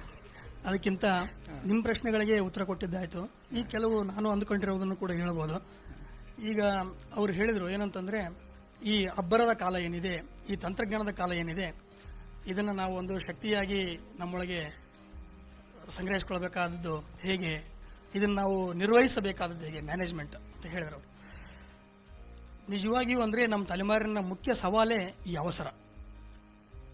ನಮಗೆ ಒಂದು ಲೇಖನ ಬರೆಯೋದಕ್ಕಿಂತ ಮುಂಚೆನೇ ಪ್ರಕಟಣೆಗೆ ಯಾರಾದರೂ ಸಿದ್ಧ ಇದ್ದಾರೆ, ಹಸ್ತಪ್ರತಿ ಸಿದ್ಧ ಆದರೆ ಅದಕ್ಕೆ ಪ್ರಶಸ್ತಿಗಳೇ ಬರ್ತಾ ಇದ್ದಾವೆ. ಪುಸ್ತಕ ಅಲ್ಲ, ಪ್ರಶಸ್ತಿನೇ ಹಸ್ತಪ್ರತಿಗೆ. ಅಲ್ಲ, ಹಸ್ತಪ್ರತಿಗಿರ್ಲಿ, ನಿಮ್ಮ ಬರವಣಿಗೆ ಪೂರ್ಣ ಆಗೋಕ್ ಮುಂಚೆನೆ ಪಬ್ಲಿಷ್ ಆಗ್ಬಿಟ್ಟು. ಅದೇ ಸರ್, ಹಂಗ ಅದು ಒಂದಿದೆ. ಟ್ವಿಟರ್, ಫೇಸ್ಬುಕ್ಗಳಲ್ಲಿ ನಮ್ಮ ಪುಸ್ತಕ ಪ್ರಕಟ ಆಗೋಕ್ಕಿಂತ ಮುಂಚೆ ನಮ್ಮ ಫೇಸ್ಬುಕ್ ನಮ್ಮ ಪುಸ್ತಕದ ಕವರ್ ಪೇಜ್ ಬರ್ತಾ ಇದೆ. ಎಲ್ಲರೂ ಒಂದು 1008 ಮಂದಿ ಲೈಕ್ ಹಾಕಿಬಿಡ್ತಾರೆ. ಇದು ನಮ್ಮೊಳಗೆ ಒಂದು ಒಳ್ಳು ಆತ್ಮವಿಶ್ವಾಸವನ್ನು ತುಂಬುತ್ತಾ ಇದೆ. ಮತ್ತು ನಾವು ಕೂಡ ಪ್ರಕಟಣೆಗೆ ಮುಂಚೆ ಒಂದು ಸರ್ತಿ ಸಾವಧಾನವಾಗಿ ನಮ್ಮ ಬರಹದ ಮೊದಲ ವಿಮರ್ಶಕ ನಾನೇ ಆಗಿ ಓದಿಕೊಳ್ಳುವಂತಹ ವ್ಯವಧಾನದ ಕಾಲವೇ ಇಲ್ಲದಂತಹ ಅವಸರದ ಸ್ಥಿತಿಯೊಳಗೆ ನಾವು ನಿಂತುಕೊಂಡಿದ್ದೀವಿ. ಹಾಗಾಗಿ ಪ್ರತಿಯೊಬ್ಬರಿಗೂ ಪ್ರಕಟಣೆಯ ಆತುರ ಇದೆ, ಪ್ರಶಸ್ತಿಯ ಅಭಿಪ್ರಾಯ ಅನ್ನೋದಕ್ಕಿಂತ ಆಮಿಷ ಕೂಡ ಇದೆ. ಬರ್ತಾ ಇದ್ದಾವೆ, ಓರಿಗೆ ಅವರು ಪಡಿತಾ ಇದ್ದಾರೆ, ನಾವು ಬರಿಬೇಕಾಗಿದೆ, ಗುರುತಿಸಿಕೊಳ್ಬೇಕಾಗಿದೆ, ಐಡೆಂಟಿಟಿ ಕ್ರೈಸಿಸ್ ಜಾಸ್ತಿ ಆಗ್ತಾ ಇದೆ. ಇದನ್ನ ಅಂದ್ರೆ ಈ ಫೇಸ್ಬುಕ್ಗಳಲ್ಲಿ ನಾವು ಕಳೆಯುವ ಸಮಯವನ್ನ, ಅಲ್ಲಿ ಅಂದ್ರೆ ಒಂದು ಆರೋಗ್ಯಕರವಾದ ಆಳವಾದ ಚರ್ಚೆಗಳೇ ಇಲ್ಲದಂತಹ ಸಾಮಾಜಿಕ ಜಾಲತಾಣಗಳಲ್ಲಿ ನಾವು ಕಳೆಯುವ ಸಮಯವನ್ನ ನಾವು ಏಕಾಂತದಲ್ಲಿ ನಮ್ಮ ಕೃತಿಯ ಮರುಓದಿಗೆ, ನಮ್ಮದೇ ಕೃತಿಯ ಮರುಓದಿಗೆ ಬಳಸಿಕೊಂಡ್ರೂ ನಾವು ಮಹತ್ತಾದನ್ನು ಕೊಡೋದಕ್ಕೆ ಅವಕಾಶ ಇದೆ ಅಂತ ಅನಿಸ್ತಾ ಇದೆ. ಮತ್ತು ಇನ್ನೊಂದು ಭಾಷೆ ಬಗ್ಗೆ ಹೇಳಿದ್ರು. ಈ ಟೆಕ್ನಾಲಜಿ ಬಂದ ನಂತರನೇ ನಮ್ಮ ಎಲ್ಲರದು ಭಾಷೆ ಒಂದು ರೀತಿಯಲ್ಲಿ ಒಂದೇ ಅಚ್ಚಿನಂತೆ ಆಗ್ತಾ ಇದೆ. ಈ ಗ್ರಾಮೀಣ ಇವರು ಬಸವಣ್ಣಪ್ಪ ಅವ್ರ ಭಾಷೆ ಬೆಳಗಾವಿದು, ಇವ್ರದ್ದು ಗದಗಿನ ಭಾಷೆ, ನಮ್ದು ರಾಯಚೂರಿನ ಭಾಷೆ. ಆದ್ರೆ ನಾವೆಲ್ಲರೂ ಒಂದೇ ಬಗೆಯಲ್ಲಿ ಬರೆಯಕ್ಕೆ ಶುರು ಮಾಡಿದ್ದೀವಿ. ಇದರಿಂದ ಇಷ್ಟೊತ್ತಾಗಿ ನಾವೇನು ಫೆಡರಲ್ ಸ್ಟ್ರಕ್ಚರ್ ಅಂತ ಬೆಳಗ್ಗೆ ಅನಂತಮೂರ್ತಿ ಸರ್ ಮಾತಾಡಿದ್ರು, ಹಿರಿಯರೆಲ್ಲ ಅದಕ್ಕೆ ಸ್ಪಂದನೆ ಮಾಡಿದ್ರು. ಅಂದ್ರೆ ಈ ಡೈವರ್ಸಿಟಿ ಅನ್ನುವುದು ನಿಧಾನಕ್ಕೆ ನಾಶ ಆಗ್ತಾ ಇದೆ. ನಮ್ಮೆಲ್ಲರ ಭಾಷೆ ಒಂದೇ ಆಗೋದು ಅಂದ್ರೆ ಏನು, ನಮ್ಮೆಲ್ಲರ ಆಲೋಚನಾ ಕ್ರಮ, ನಮ್ಮೆಲ್ಲರ ಸಂಸ್ಕೃತಿ ಕೂಡ ನಾವು ಒಂದೇ ತರದಲ್ಲಿ ಬಿಂಬಿಸಕ್ಕೆ ಹೋಗ್ತಾ ಇರೋದು ಅಂತ. ಗಿಕುಯಿ ಭಾಷೆಯಲ್ಲಿ ಬರಿತಾ ಇದ್ದಂತ ಗೂಗಿವಾಂತಿಯಾಂಗು 17 ವರ್ಷ ಇಂಗ್ಲಿಷ್ನಲ್ಲಿ ಬರೆದು ಮತ್ತೆ ಹೊಳ್ಳಿ ಇಂಗ್ಲಿಷ್ಗೆ ಹೋಗ್ತಾನ. ಅವಾಗ ಅವನು ಒಂದು ಇಂಟರ್ವ್ಯೂನಲ್ಲಿ ಒಂದು ಮಾತು ಹೇಳ್ತಾನ, 17 ವರ್ಷ ಇಂಗ್ಲಿಷ್ನಲ್ಲೇ ಬರೆದಿದ್ದೀನಲ್ಲ, ನೆನೆಸಿಕೊಂಡು ನಾಚಿಕೆಯಾಯಿತು ಅಂತ. ಮತ್ತೆ ಗಿಕುಯಿ ಭಾಷೆಯಲ್ಲಿ ಅವರು ಬರೆಯಕ್ಕೆ ಶುರು ಮಾಡ್ತಾರೆ. ಅಂದರೆ ಥಿಂಗ್ಸ್ ಫಾಲ್ ಅಪಾರ್ಟ್ ಪ್ರಕಟ ಆದಾಗ ಕೂಡ ಚಿನು ಆಚುಬಿ ಅವರು ತಮ್ಮ ಭಾಷೆಯಲ್ಲಿ, ಅಂದ್ರೆ ನಮ್ಮ ಭಾಷೆಯಲ್ಲಿ ನಾವು ಹೆಚ್ಚು ಸಶಕ್ತವಾಗಿ ಪ್ರಕಟಗೊಳ್ಳೋದು ಅವಕಾಶ ಹೆಂಗಿರ್ತದೋ, ನಮ್ಮ ಭಾಷೆ ಅದನ್ನು ಕನ್ನಡ ಅನ್ನೋ ರೀತಿಯಲ್ಲಿ ನಾವು ನೋಡ್ತಾ ಇದ್ದೀವಿ. ಇನ್ನೂ ಒಂಚೂರು ಸೂಕ್ಷ್ಮವಾಗಿ ನೋಡಿದ್ರೆ ನಮ್ಮ ಭಾಷೆ ಅಂದ್ರೆ ನನ್ನ ರಾಯಚೂರಿನ ಭಾಷೆನೂ ಇದೆ, ಅಲ್ಲಿ ನಾನು ಇನ್ನೂ ಹೆಚ್ಚು ಈಸ್ ಆಗಿ ಮತ್ತು ಶಕ್ತಿಯುತವಾಗಿ ಪ್ರಕಟಗೊಳ್ಳೋದಕ್ಕೆ ಅವಕಾಶ ಇದೆ. ಹಾಗಾಗಿ ಆ ಭಾಷೆಗಳ ಬಳಕೆಯನ್ನು ನಾವು ಮತ್ತೆ ಬಳಕೆ ಮಾಡಬೇಕಾಗಿದೆ. ಆದರೆ ಅದು ಕೃತಿಯ ಶಿಲ್ಪಕ್ಕೆ ವಜ್ಜೆ ಆಗದಂತೆ ಎಚ್ಚರವನ್ನು ಕಾಯ್ದುಕೊಳ್ಬೇಕಾಗಿದೆ ಅಷ್ಟೇ ಅಂತ. ಅಲ್ಲ ಸಾಲಿ, ಒಂದು ನಮ್ಮ ಚರ್ಚೆನಲ್ಲಿ ತುಂಬಾ ಪ್ರಶ್ನೆಗಳು ಬರ್ತಿರೋದ್ರಿಂದ ಓದುಗರ ಪ್ರಶ್ನೆಗಳನ್ನ ಸೇರಿಸ್ಕೊಳ್ಳೋದು ಒಳ್ಳೇದು ಅನ್ಸುತ್ತೆ. ಅದು ಒಬ್ಬರು ಪ್ರಶ್ನೆ ಕೇಳ್ತಿದ್ದಾರೆ, ಸಾಲಿ ನೀವೇ ಉತ್ತರ ಕೊಡಿ. ಯುವ ಬರಹಗಾರ ಓದುಗನಿಗಾಗಿ ಬರೆಯಬೇಕಾ ಅಥವಾ ವಿಮರ್ಶಕರ ಗಮನ ಸೆಳೆಯಲು ಬರೆಯಬೇಕಾ ಅಂತ. ಮಹಾಂತೇಶ್ ಪಾಟೀಲ್, ಏನನ್ಸುತ್ತೆ ನಿಮಗೆ, ಯಾರಿಗೋಸ್ಕರ ಬರೀಬೇಕು? ಅಂದ್ರೆ ನೀವು ಓದುಗನಿಗೋಸ್ಕರ ಬರೀತೀರಾ ಅಥವಾ ವಿಮರ್ಶಕರ ಗಮನ ಸೆಳೆಯಲಿಕ್ಕೆ ಬರೀತೀರಾ ಅಂತ ಕೇಳ್ತಿದ್ದಾರೆ. ನಾನು ನನಗೋಸ್ಕರ ಬರಿತೀನಿ ಅನ್ನೋದು ಬಹಳ ಮುಖ್ಯ. ಅದು ಓದುಗರಿಗೆ ಒಂದು ರೀತಿ ಅಭಿಪ್ರಾಯವನ್ನು ತಿಳಿಸಿದರೆ, ವಿಮರ್ಶಕರಿಗೆ ಇನ್ನೊಂದು ರೀತಿಯಾದಂತಹ ಪ್ರತಿಕ್ರಿಯೆಯನ್ನು ತಿಳಿಸುತ್ತೆ. ಹಾಗಾಗಿ ನಾನು ನನ್ನತನವನ್ನು ಉಳಿಸಿಕೊಳ್ಳುವ ಸಲುವಾಗಿ ನನ್ನಲ್ಲಿರ್ತಕ್ಕಂಥ ವಸ್ತುವನ್ನು ಅಭಿವ್ಯಕ್ತಿಗೊಳಿಸುವ ಸಲುವಾಗಿ ನಾನು ಬರಿತೀನಿ. ಅದು ಯಾವುದೇ ಲೇಖಕನಾಗಲಿ ವಿಮರ್ಶೆ ದೆಸೆಯಿಂದ ಬರೆಯೋದು ಮತ್ತು ಓದುಗರ ದೆಸೆಯಿಂದ ಬರೆಯೋದು ಅದು ಶುದ್ಧವಾದಂಥ ಸಾಹಿತ್ಯ ಅಂತ ನನಗನ್ಸೋದಿಲ್ಲ. ಯಾಕೆಂದ್ರೆ ಅದು ಶುದ್ಧ ಸಾಹಿತ್ಯ ಅನ್ಬೇಡ್ರಿ, ಬೈತಾರೆ. ಕ್ಷಮಿಸಿ, ಮುದ್ದಾಮಾಗಿ ಏನಾಯ್ತಂದ್ರೆ ಓದುಗರಿಗಾಗಿ ಬರೆದಂತ ಇಂಥ ಓದುಗರಿಗಾಗಿ ಬರೆದಂತ ಅಂದ್ವಿ ಅಂತಂದ್ರೆ ಎಲ್ಲಾ ಓದುಗರನ್ನ ಸಂತೃಪ್ತಿ ಪಡಿಸೋದಂತ ಲೇಖಕರು ಯಾರೂ ಇಲ್ಲ. ಯಾಕಂದ್ರೆ ಒಬ್ಬೊಬ್ಬರಿಗೆ ಒಂದೊಂದು ರೀತಿಯಾದಂತಹ ಲೇಖಕರು ಇರ್ತಾರೆ. ಅವರವರ ಅಭಿರುಚಿಗಳು, ಅವರವರ ಮಾಧ್ಯಮ, ಅವರವರ ಶೈಲಿಗಳು ಅವರಿಗೆ ಇಂಟ್ರೆಸ್ಟ್ ಆಗಿರ್ತಾವ. ಅದಕ್ಕೆ ಅವರು ಒಬ್ಬೊಬ್ಬರು ಲೇಖಕರನ್ನ ನೆಚ್ಕೊಂಡಿರ್ತಾರೆ. ಎಲ್ಲಾ ಓದುಗರನ್ನು ಮೆಚ್ಚಿಸಿ ಬರಿತೀನಿ ಅನ್ನೋದು ಶುದ್ಧ ಸುಳ್ಳು. ಆಮೇಲೆ ಎಲ್ಲಾ ವಿಮರ್ಶಕರಿಂದ ಒಳ್ಳೆ ಪ್ರತಿಕ್ರಿಯೆ ಬರುತ್ತೆ ಅಂತ ತಿಳ್ಕೊಂಡು ಬರಿತೀವಲ್ಲ, ಅದು ಕೂಡ ಶುದ್ಧ ಸುಳ್ಳು. ಹಾಗಾಗಿ ವಿಮರ್ಶಕರಿಗಾಗಿ ಬರೆಯುವುದು ಕೂಡ ಅವಶ್ಯಕತೆ ಇಲ್ಲ, ಓದುಗರಿಗಾಗಿ ಬರಿತೀನಿ ಅನ್ನೋದು ಕೂಡ ಅವಶ್ಯಕತೆ ಇಲ್ಲ. ತನ್ನತನದಲ್ಲಿ ಇರ್ತಕ್ಕಂಥ, ತನ್ನ ಮನಸ್ಸಿನಲ್ಲಿ ಇರ್ತಕ್ಕಂಥದ್ದನ್ನ ತನಗೆ ಯಾವ ರೀತಿ ತಿಳಿಯುತ್ತೋ ಆ ರೀತಿಯಾಗಿ ವ್ಯಕ್ತಪಡಿಸುವುದು ನಮ್ಮ ಬರವಣಿಗೆ ನಮಗೆ ತೃಪ್ತಿ. ಹೌದು. ನಮ್ಮತನ ನಾವು ಬಿಟ್ಟು ಕೊಟ್ಟಿವಿ ಅಂತಂದ್ರೆ ಅವನು ಗಟ್ಟಿಯಾದಂತ ಲೇಖಕ ಅಂತ ಅನ್ಸ್ಕೊಳ್ಳೋಕಲ್ಲಿ ವಿಫಲನಾಗ್ತಾನೆ ಅಂತ ನನ್ನ ಭಾವನೆ. ಹೌದು, ನಮ್ಮೊಳಗೂ ಒಬ್ಬ ವಿಮರ್ಶಕ ಇರಬೇಕು ಅಂತ ನಿಮ್ಮ ಮಾತಿನ ಅರ್ಥ ಅಂತ ಅನ್ಕೋತೇನೆ. ಗೊರವರವರೇ, ನಿಮ್ಗೊಂದು ಪ್ರಶ್ನೆ. ಮುಂಡರಗಿಯಿಂದ ಚೇತನ್ ಸೊಲಗಿ ಅವರ ಪ್ರಶ್ನೆ ಕೇಳ್ತಾ ಇದ್ದಾರೆ. ಇವತ್ತಿನ ಬರಹಗಾರರು ಬಡತನ, ಕಷ್ಟದ ಕುರಿತಾಗಿ ಎತ್ತಿ ತೋರಿಸುವಂತೆ ಬರೆಯುವ ಮುಖಾಂತರ ಒಂದೇ ತರಹದ ಶೈಲಿಯಲ್ಲಿ ಗಟ್ಟಿತನ ಎಂಬ ಹಂಬಲದಲ್ಲಿ ಜನಸಾಮಾನ್ಯ ಓದುಗರಿಗೆ ಅರ್ಥವಾಗದಿರುವಂತೆ ಬರೆಯುತ್ತಿರುವುದು ಯಾಕೆ? ಇವರು ಜನಸಾಮಾನ್ಯರಿಗೆ ಅರ್ಥವಾಗದಿದ್ದರೆ ಯಾರಿಗೋಸ್ಕರ ಬರೆಯುತ್ತಾರೆ? ಯಾರಿಗೋಸ್ಕರ ಬರಿತಾ ಇದ್ದೀರಿ ಅಂತ ಕೇಳ್ತಿದ್ದಾರೆ. ಇಲ್ಲ, ಅದೇ ಅವ್ರದ್ದು ಪ್ರಶ್ನೆ ಅದೇ ಸರ್, ಸಂಕೀರ್ಣ ಆಗ್ತಾ ಇದೆ ಅಂತೇಳಿ ಮೋಸ್ಟ್ಲಿ ಅವ್ರು ಬರೀ ಪದ್ಯ ಓದಿರ್ಬೇಕು ಅಂತ ನಂಗೆ ಅನಿಸ್ತಾ ಇದೆ. ಇಲ್ಲ ಅಲ್ಲ, ಯಾರಿಗಾರು ಅರ್ಥ ಆಗಿಲ್ಲ ಅಂದ್ರೆ ನಮ್ಮನ್ನು ನಾವು ಕೇಳ್ಕೋಬೇಕು. ನೀವು ಹಂಗೆ ಪ್ರಶ್ನೆನೇ ಡಿಸ್ಮಿಸ್ ಮಾಡಿದ್ರೆ ಮಾತಾಡಿ. ಈ ಪ್ರಶ್ನೆಗೆ ನಾನು ಒಂಚೂರು ಉತ್ತರವನ್ನು ಸೇರಿಸಬಹುದು ಅಂತ ಅನಿಸ್ತದೆ. ಅಂದ್ರೆ ಗ್ರಾಮೀಣ ಭಾಷೆ ಇರ್ಬೋದು, ಬೇರೆ ಬೇರೆ ಲೋಕ, ಹೊಸ ಹೊಸ ಅನುಭವ ಲೋಕಗಳಂತೂ ಪ್ರಕಟವಾಗ್ತಾ ಇದ್ದಾವೆ. ಅದರಲ್ಲಿ ಸ್ತ್ರೀಯರಿರ್ಬೋದು, ದಲಿತರಿರ್ಬೋದು, ಮುಸ್ಲಿಮರಿರ್ಬೋದು ಮತ್ತು ಗ್ರಾಮೀಣ ಅನ್ನೋದನ್ನು ಒಂದು ಸೇರಿಸ್ಕೊಳ್ಳೋಣ. ಇದರಲ್ಲಿ ಈ 4 ನೆಲೆಯಿಂದ ಹೊಸ ಹೊಸ ಅನುಭವ ಲೋಕಗಳು ನಮ್ಮ ನಡುವೆ ಈಗ ಪ್ರಕಟವಾಗ್ತಾ ಇದ್ದಾವೆ. ಆದರೆ ಅನುಭವ ಲೋಕಗಳು ಹೊಸದಿದ್ದಾವೆ ಹೊರತು ಅವುಗಳ ಮಂಡನೆಯ ಕ್ರಮದಲ್ಲಿ ಹೊಸತನ ಇಲ್ಲ. ಅದಕ್ಕಾಗಿ ಮಂಡನೆಯ ಕ್ರಮದಲ್ಲಿ ಹೊಸತನ ಇರುವಂತಹ ಈ ಸಾಮಾಜಿಕ ಅಪೇಕ್ಷೆ ಕೂಡ ಈ ಸದ್ಯಕ್ಕಿಲ್ಲ. ಹೊಸ ಅನುಭವ ಲೋಕಗಳ ಪ್ರಕಟಣೆಗೆ ಇರುವಷ್ಟು ಒತ್ತಾಸೆ ಮತ್ತು ನಿರೀಕ್ಷೆ ಅವುಗಳ ಮಂಡನೆಯಲ್ಲಿ ಇರಬೇಕಾಗಿರುವ ಹೊಸತನದ ಹೊಸ ಕ್ರಮದ ಬಗ್ಗೆ ಇಲ್ಲ. ಇದೊಂದು ರೀತಿ ಹೆಂಗಾಗಿದೆ ಅಂದ್ರೆ, ಈ ಕಾರಣಕ್ಕಾಗಿ ಎತ್ತುಗಳು ಮುಂದೆ ಹೋಗ್ಯವ, ಬಂಡಿ ಹಿಂದುಳ್ಕೊಂಡವ. ಅಂದರೆ ನಮ್ಮಿಂದ ಹೊಸ ಹೊಸ ಅನುಭವ ಲೋಕಗಳು. ಮೋಹನ್ ಸ್ವಾಮಿ ಕಥಾ ಸಂಕಲನ ಮುಖಾಂತರ ಹೊಸದಿ ಅಂದರೆ ಅವರು ಇಲ್ಲಿವರೆಗೂ ಕನ್ನಡ ಕಥಾಲೋಕ ಮುಖಾಮುಖಿಯಾಗದೇ ಇರುವಂತಹ ಸಲಿಂಗಕಾಮಿಗಳ ಲೋಕವನ್ನ ಅಡ್ರೆಸ್ ಮಾಡ್ತಾ ಇದೆ. ಅಂದ್ರೆ ಆ ಸಂಕಲನದ ಕಾರಣಕ್ಕಾಗಿ ಎಷ್ಟು ಬಯಸ್ಕೊಂಡಿದ್ದಾರೆ ಅಂತ ಅವ್ರಿಗೆ ಮಾತ್ರ ಗೊತ್ತು. ಓದುಗರನ್ನ ಕಳ್ಕೊಂಡಿದ್ದಾರೆ ಅವರು ತುಂಬಾ ಜನ. ಅಂದ್ರೆ ಅವರು ಈಗ 10 ವರ್ಷದ ನಂತರ ಅವರು ಮಾಡಿದ ಬರಹ ಇದೆಯಲ್ಲ, ಅಂದ್ರೆ ಮೋಹನ್ ಸ್ವಾಮಿ ಮತ್ತು ಅವರು ಸ್ಪರ್ಶಿಸಿದ ವಿಷಯ ಇದೆಯಲ್ಲ, ಅದು ಹೆಚ್ಚು ಅವಾಗ ಅದಕ್ಕೆ ಮಹತ್ವ ಗೊತ್ತಾಗಬಹುದು. ಈಗ ಸದ್ಯ ಯಾವ ಹೊಸದು ಕೂಡ ಒಂದು ಶಾಕಿಂಗ್ ಆಗಿರ್ತದೆ, ಆದರೆ ಅದನ್ನು ನಾವು ಸಾವಧಾನ ಸ್ಥಿತಿಯಲ್ಲಿ ನೋಡಿದಾಗ ಅದ್ರ ನಮಗೆ ಗೊತ್ತಾಗ್ತಾ ಇದೆ. ಅದರಂತೆ ಇದು ಒಂಚೂರು ಹೆಂಗಿದೆ ಅಂದ್ರೆ, ಎತ್ತುಗಳು ಮುಂದೋಗ್ಯವ, ಬಂಡಿ ಹಿಂದುಳ್ಕೊಂಡವ. ಮಂಡನೆಯ ಕ್ರಮದಲ್ಲಿ ಯಾವುದೇ ಹೊಸತನ ಇಲ್ಲದಂತಾಗ್ಯದ, ಬಟ್ ಬೇರೆ ಬೇರೆ ಲೋಕಗಳಂತೂ ಪ್ರಕಟ ಆಗ್ತಾ ಇದೆ. ಅಂದ್ರೆ ಬಹುಶಃ ಮಹತ್ವಾಕಾಂಕ್ಷೆ ಕೊರತೆ ಇದೆ ಅಂತ ಅನ್ಸುತ್ತಾ ನಿಮಗೆ? ಮಹತ್ವಾಕಾಂಕ್ಷೆ ಕೊರತೆ ಇದೆ ಅಂತ ಮಾತ್ರ ಎಂದೂ ಅನ್ಸಂಗಿಲ್ಲ. ಯಾಕಂದ್ರೆ ಕೆಲವರೆಲ್ಲ ಇವಾಗಲೇ ಕೇಂದ್ರ ಸಾಹಿತ್ಯ ಅಕಾಡೆಮಿ ಲೆವೆಲ್ಗೆ ಮಾತಾಡ್ತಾರೆ ಸರ್. ಅಂದ್ರೆ ಸರ್, ಅಂದ್ರೆ ನಾನು ಇದು ನಮ್ಮ ಗೆಳೆಯರ ಜೊತೆ ಮಾತಾಡುವಾಗ ಗೊತ್ತಾಗುತ್ತಲ್ಲ ಸರ್, ಅವರು ಈಗ ಒಂದು ಅವಾರ್ಡ್ ಬಂತು, ಎಲ್ಲಿದ್ದೀರಿ ಅಂತ ಕೇಳಿದ ತಕ್ಷಣ ನಾನು ಫ್ರಾನ್ಸ್ನಾಗಿದ್ದೀನಿ ಅಂತ ಅಂದ್ರು ಅಂತ ನಮ್ಮ ಕಾರ್ಪೆಂಟರ್ ಒಬ್ಬ ಲೇಖಕರನ್ನ ಉಲ್ಲೇಖಿಸಿ ಹೇಳಿದ್ರು. ಎಲ್ಲಿದೆ ಅಂದ್ರೆ ನಾನು ಹಾಲೆಂಡ್ನಾಗ ಇದ್ದೀನಿ, ಈಗ ಸದ್ಯಕ್ಕೆ ಆಸ್ಟ್ರೇಲಿಯಾದಾಗ ಇದ್ದೀನಿ, ಬರ್ತಾ ಇಲ್ಲ ಅಂತ ಹೇಳ್ತಿರ್ತಾರೆ. ಅಂದ್ರೆ ಈ ತರ ನಮ್ಮೊಳಗೆ ಅತೀವ ಮಹತ್ವಾಕಾಂಕ್ಷೆ ಏನೋ ಇದೆ. ಅದಕ್ಕಾಗಿ ತಯಾರಿ ಕೂಡ ಕೆಲವರು ತುಂಬಾ ಗಂಭೀರವಾಗಿ ಮಾಡ್ತಾ ಇದ್ದಾರೆ. ಅದರ ಜೊತೆಗೇನೆ ಈ ಮಾಧ್ಯಮಗಳು, ಈ ಅಬ್ಬರ, ಇದೆಲ್ಲದರಲ್ಲಿ ಮೈಮರೆತವರು ಕಳೆದೋಗ್ತಾ ಇದ್ದಾರೆ ಅಷ್ಟೇ. ಮಾಧ್ಯಮಗಳು ಅಂದ್ರೆ ಆ ಮಾಧ್ಯಮಗಳ ಪ್ರಭಾವಳಿ ಬಗ್ಗೆ ನಾವು ಅಲ್ಲಿ ಸ್ವಲ್ಪ ಮಟ್ಟಿಗೆ ಮಾತಾಡಿದ್ವಿ ಗದ್ದಲದ ಸಂದರ್ಭದಲ್ಲಿ. ಇಲ್ಲೊಂದು ಪ್ರಶ್ನೆ ಅದೇ ತರದ ಇನ್ನೊಂದು ಮಗ್ಗಲನ್ನ ಎತ್ತುತ್ತೆ. ಪ್ರತಿಷ್ಠಿತ ಸಂಘ ಸಂಸ್ಥೆಗಳು, ಮಾಧ್ಯಮಗಳು ಕೂಡ ಅವಸರದ ಬರಹಗಾರರನ್ನ ಪ್ರಶಸ್ತಿಗಳ ಮೂಲಕ ಗುರುತಿಸುತ್ತಿರುವುದು ವಿಷಾದದ ಸಂಗತಿ ಅಂತ ಹೇಳ್ತಾರೆ ಡಾಕ್ಟರ್ ಶಿವಪ್ರಸಾದ್ ಕ್ರೈಸ್ಟ್ ಯೂನಿವರ್ಸಿಟಿ ಅವರು. ಅಂದ್ರೆ ಅವಸರದ ಬರವಣಿಗೆಗಳಿಗಿಂತ ನಡೆದು ಬಂದ ತಿಳುವಳಿಕೆ ತಿಳುವಳಿಕೆ ಹಾಗೂ ದಾರಿಯ ನಿಧಾನ ಓದು ಆರೋಗ್ಯದ ಲಕ್ಷಣ ಅಲ್ವೇ ಅಂತ ಕೇಳ್ತಿದ್ದಾರೆ ಅವರು. ಇಲ್ಲ, ಇವತ್ತು ಆ ಪ್ರಶ್ನೆ ಅರ್ಧ ಸತ್ಯ ಮತ್ತು ಅರ್ಧ ಸುಳ್ಳು ಅಂತ ನನಗೆ ಅನಿಸ್ತಾ ಇದೆ. ಯಾಕಂದ್ರೆ ಹಲವಾರು ಪತ್ರಿಕೆಗಳು ಪ್ರಕಟಿಸುವಂತ ಅಥವಾ ಸ್ಪರ್ಧೆಗಳಲ್ಲಿ ಬರುವಂತ ಕಥೆಗಳು ಓದಿದ್ರೆ ಒಂದು ಅಪೂರ್ಣ ಕಥೆಯನ್ನು ಓದಂತ ಅನುಭವ ಆಗೋದು ಸಹಜ.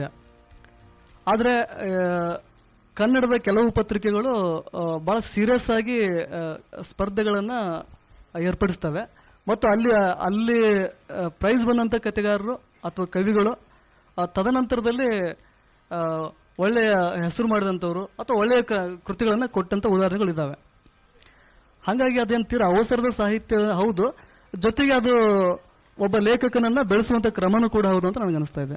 ಅಂದರೆ ಇವತ್ತಿನ ಮಾಧ್ಯಮಗಳಲ್ಲಿ ಆ ರೀತಿಯ ಒಂದು ವಿವೇಕ ಇದೆ ಅಂತ ಅನ್ಸುತ್ತಾ ನಿಮಗೆ? ಅಂದರೆ ಬರಹಗಾರರನ್ನ ಬೆಳೆಸುವಂತಹ, ಮುಖ್ಯವಾಗಿ ಯುವ ಬರಹಗಾರರನ್ನ ಬೆಳೆಸುವಂತಹ ಒಂದು ವಿವೇಕ ಇದೆ ಅಂತ? ಇದೆ ಸರ್. ನಾನು ಬಹಳ ವೈಯಕ್ತಿಕವಾಗಿ ಹೇಳೋದಾದ್ರೆ, ನಾನು ಕೂಡ ಮಯೂರ ಮತ್ತು ಪ್ರಜಾವಾಣಿಯಲ್ಲಿ ನನಗೆ ಪ್ರಜಾವಾಣಿಯಲ್ಲಿ ಸ್ಟೂಡೆಂಟ್ ಪ್ರೈಸ್ ಬಂದಾಗಲೇ ನಾನು ಕತೆ ಬರಿತೀನಿ ಅಂತ ಗೊತ್ತಾಗಿದ್ದು. ಕತೆ ಅಂತ ನನಗೆ ಗೊತ್ತಿರಲ್ಲ, ಸುಮ್ಮನೆ ಕಳಿಸಿದಕ್ಕೆ ಪ್ರೈಸ್ ಬಂದಿತ್ತು. ಬಟ್ ಹಾಗಂತೇಳಿ ನಾನು ಎಲ್ಲದಕ್ಕೂ ಪ್ರೈಸ್ ಬರುತ್ತೆ ಅಂತಲ್ಲ. ಒಂದು ಬರವಣಿಗೆಯನ್ನ ಅಂದ್ರೆ ಒಬ್ಬ ಲೇಖಕನ ಬರವಣಿಗೆಗೆ ಚಿಮ್ಮು ಹೊಲಿಗೆ ಆಗುವ ರೀತಿ ಒಳಗಡೆ ಕೆಲವು ಸ್ಪರ್ಧೆಗಳನ್ನು ಸೀರಿಯಸ್ ಆಗಿ ಕೆಲವು ಪತ್ರಿಕೆಗಳು ಏರ್ಪಡಿಸ್ತವೆ ಅಂತ ನನಗೆ ಅನಿಸ್ತಾ ಇದೆ. ಸಾಲಿ ಅವರೇ, ನಿಮಗೊಂದು ಪ್ರಶ್ನೆ ಇದೆ. ನಾನು ತುಂಬ ಮುಖ್ಯವಾದ ಪ್ರಶ್ನೆ ಅಂತ ಅನ್ಕೊಂಡಿದ್ದೇನೆ. ಅನುವಾದದ ಬಗ್ಗೆ ನಿಮ್ಮನ್ನು ಕೇಳಬೇಕು ನಾನು. ಅದು ನಮ್ಮ ಇಂದಿನ ತಲೆಮಾರು ಅಥವಾ ಹಿರಿಯ ತಲೆಮಾರಿನ ಬಹುತೇಕ ಲೇಖಕರನ್ನ ತಗೊಂಡ್ರೆ ಅವರು ತಮ್ಮ ಸ್ವಂತ ಬರಹಗಳಷ್ಟೇ ಪ್ರೀತಿಯಿಂದ ಆಸ್ಥೆಯಿಂದ ಅನುವಾದಗಳನ್ನು ಕೂಡ ಮಾಡಿದ್ದಾರೆ. ಅಷ್ಟೇ ದೊಡ್ಡ ಸಂಖ್ಯೆಯ ಅನುವಾದಗಳನ್ನು ಮಾಡಿದ್ದಾರೆ.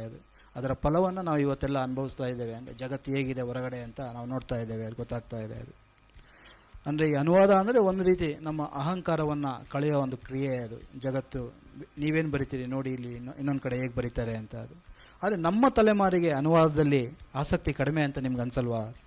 ನಮ್ಮ ತಲೆಮಾರಿನಿಂದ ನಿರ್ಲಕ್ಷ್ಯಕ್ಕೊಳಗಾಗಿರುವ ಪ್ರಕಾರಗಳಲ್ಲಿ ಅನುವಾದ, ಮಕ್ಕಳ ಸಾಹಿತ್ಯ, ನಾಟಕ, ಸಂಶೋಧನೆ ಇದ್ದಾವೆ. ಅದರಲ್ಲೂ ಅನುವಾದದ ಬಗ್ಗೆ ಅಂತೂ ಸಂಪೂರ್ಣ ಅವಜ್ಞೆನೇ ಅನ್ನುವಂಥ ವಾತಾವರಣ ಇದೆ. ಜನ ತೇಜಸ್ವಿ ಎಲ್ಲೋ ಒಂದು ಕಡೆಗೆ ಮಾಡಿದ್ದ ಅನುವಾದ ಅಥವಾ ಬಿಡಿ ಬಿಡಿಯಾಗಿ ಅಲ್ಲೊಂದು ಇಲ್ಲೊಂದು ಕೃತಿಗಳು ಪ್ರಕಟವಾಗಿವೆ ಹೊರತು ಅವರು ತಮ್ಮ ಸ್ವಂತ ಕೃತಿಗಳನ್ನು ಎಷ್ಟು ಸಂಖ್ಯೆಯಲ್ಲಿ ಪ್ರಕಟಿಸಿದಾರೋ ಅಷ್ಟೇ ಸಂಖ್ಯೆಯ ಅನುವಾದ ಕೃತಿಗಳನ್ನು ಪ್ರಕಟಿಸುವಂಥವ್ರು ಯಾರೂ ಇಲ್ಲ.